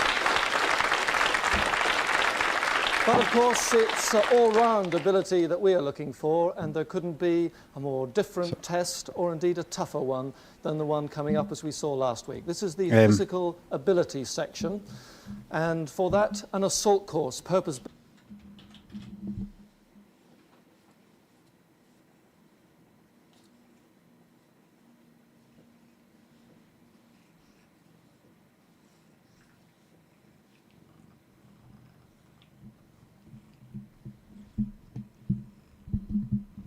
We don't know.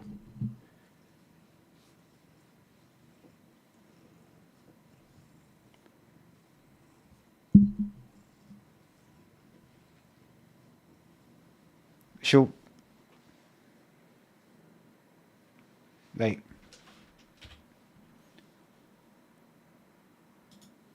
Built for the Krypton Factor by the Army. We're going to have to pick this up. Last week, our contestants had a tough time on the heavily sanded track, which they found as energy sapping as some I of the need obstacles, Pauline particularly to catch our up. lady competitor, Marilyn Rayner. So let's see how Pauline Valsler and her colleagues do on the assault course this week.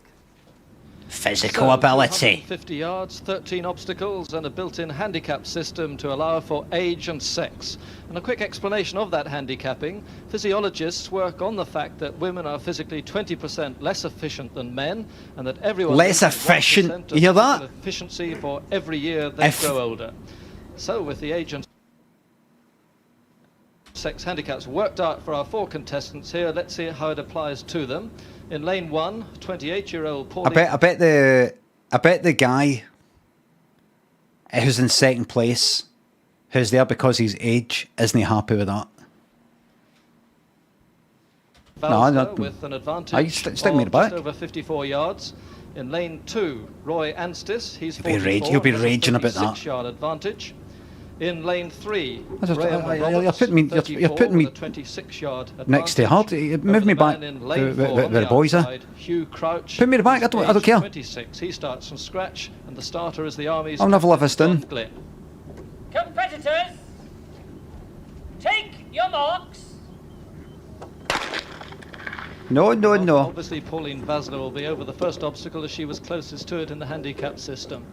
She's already on to the second obstacle. She's not running. The ditch and into second place.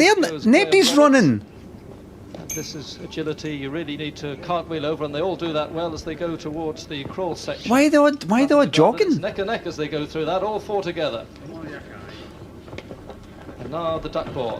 They wobble as you jump on them, so it needs balance, but through in the lead now clearly is Graham Roberts from Aberdeen. For ya cunt.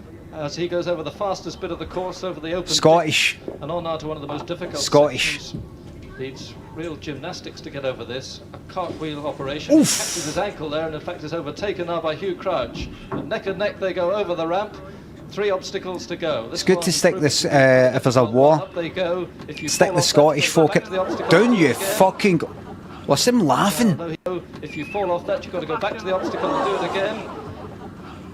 Although he fell off at the end, it's judged he can go straight on. So no, he shouldn't. Then in blue, stick them at the front, because they're kind of like Scots are kind of like, sort of physical, and they've had years of clans and warfare and things like that. Shove them at the front. Savages, aye, they're brutes. Shove us to the front and get the English folk behind the desks using their brain power. And shove us at the front.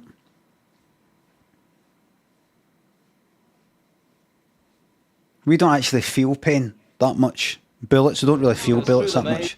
Back to the obstacle go. This one proving to be quite a difficult one. Up they go. If you fall off that, you've got to go back to the obstacle and do it again. Can't really broke his fucking neck and having a wee chuckle. Straight on. So in the Bobby, I can't get in front of the mic very well. Forward and out, he has this last one to do, but that's the most difficult one. Has he any strength left in those arms to swing across this big ditch? Do it again. He must get to the again. far side, and if he's over, he should win. Oh, you go, jockey. The time of 1 minute and 18 seconds. Well done, jockey. And second was the man in maroon, Hugh Crouch, and third. Well done, Scotty. And fourth, Pauline Balzer. Well done, Scotty. So the points here. First, Graham Roberts with 10 points. Second, Hugh Crouch, 6 points. Third, Roy Anstis, 4 points. And fourth, Pauline Valsler. Right, see the more we're going to pick up for this point. Test indeed, because by the time you... I want to see Pauline. Pauline's at 2. Hugh Crouch. Why did you look at me when I said Hugh Crouch? Hugh Crouch. No. Just a fluke. Cruder thinks it's up. The Krypton Factor.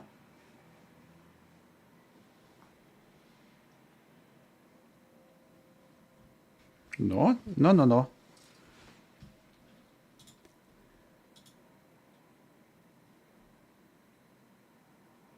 What's that Crouch guy called?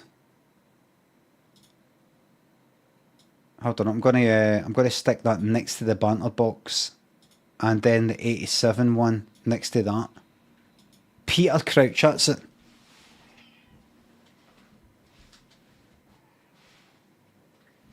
I saw him doing his gambling adverts. Listen, gambling adverts are fine. People can decide for themselves if they want to gamble. All you're doing is just making it a bit more palatable to get them on that.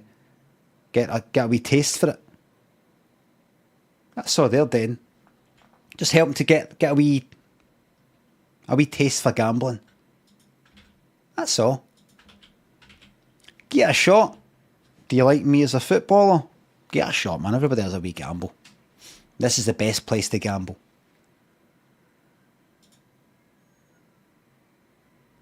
Here. Let's do a really political poll here. Do you think gambling should be banned? Yes or no? You're just going to vote yes just for a laugh.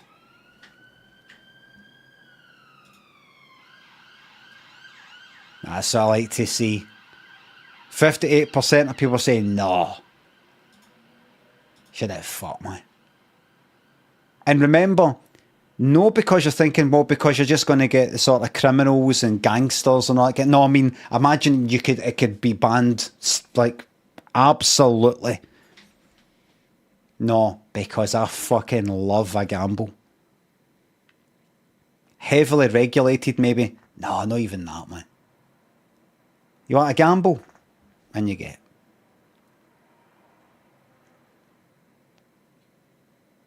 Over 60% of people are saying no. 40%, it's shocking to see 40% of people saying it should be banned. Somebody in their own life is a free person in the free world wants to go up to another free person and say, there's a tenner. You put your tenner down. I bet you any money that cunt doesn't show up within the next half hour. And you want to give them life imprisonment, and then just when they're about to die for natural causes, old age, you want to give them the chair.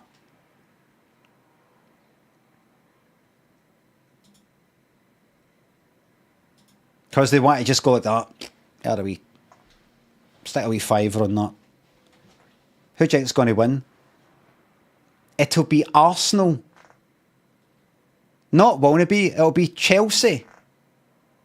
Do you want to put your money where your mouth is? And then yous come in with your fucking polis on the horses with the fucking truncheons like that. Bang, early heat. That's yous. That 40% there. Coming in with fucking polo mallets like that.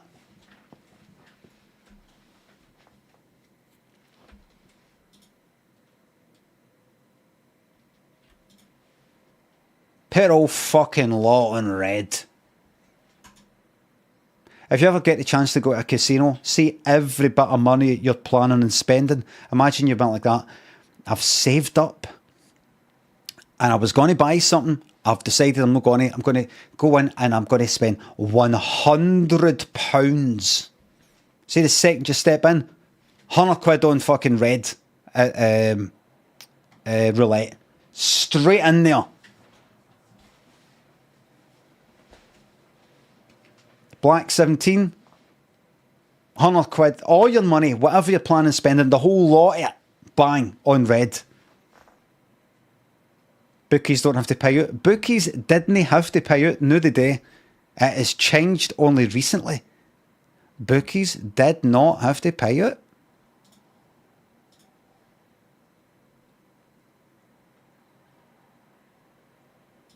It's true.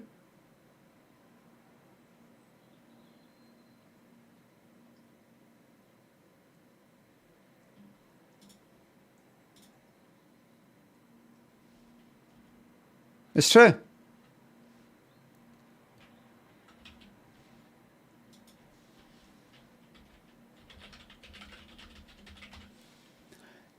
Everybody, String Stuck thinks it's up. I fucking love gambling. Yes, man. And remember, the more you bet, the bigger you bet, the bigger the buzz. The bigger you bet, the bigger the buzz.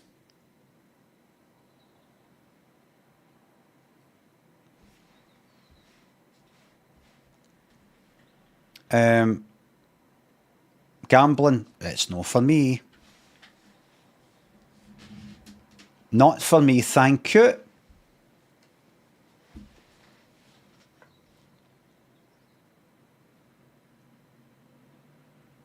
Where do you draw the fucking line? When do you stop? When do you stop?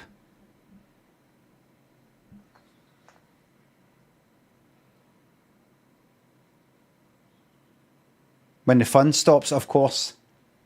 Everybody, thank you very much for the subs, the resubs, the bits and the tips. Mods, thank you very much for the modding. And everybody, thanks for watching. The more we need to find out how Thingy does in the Krypton Factor. Don't watch it. Don't spoil it for yourself. We'll do that and we'll have 5 flutters tomorrow. Speaking of gambling tomorrow, 5 flutter Friday right here. Lots of gambling. Gambling your channel points, that is. I'm going to send you a Scruffy. And until tomorrow, I'm going to go and assemble a treadmill. Bye for now.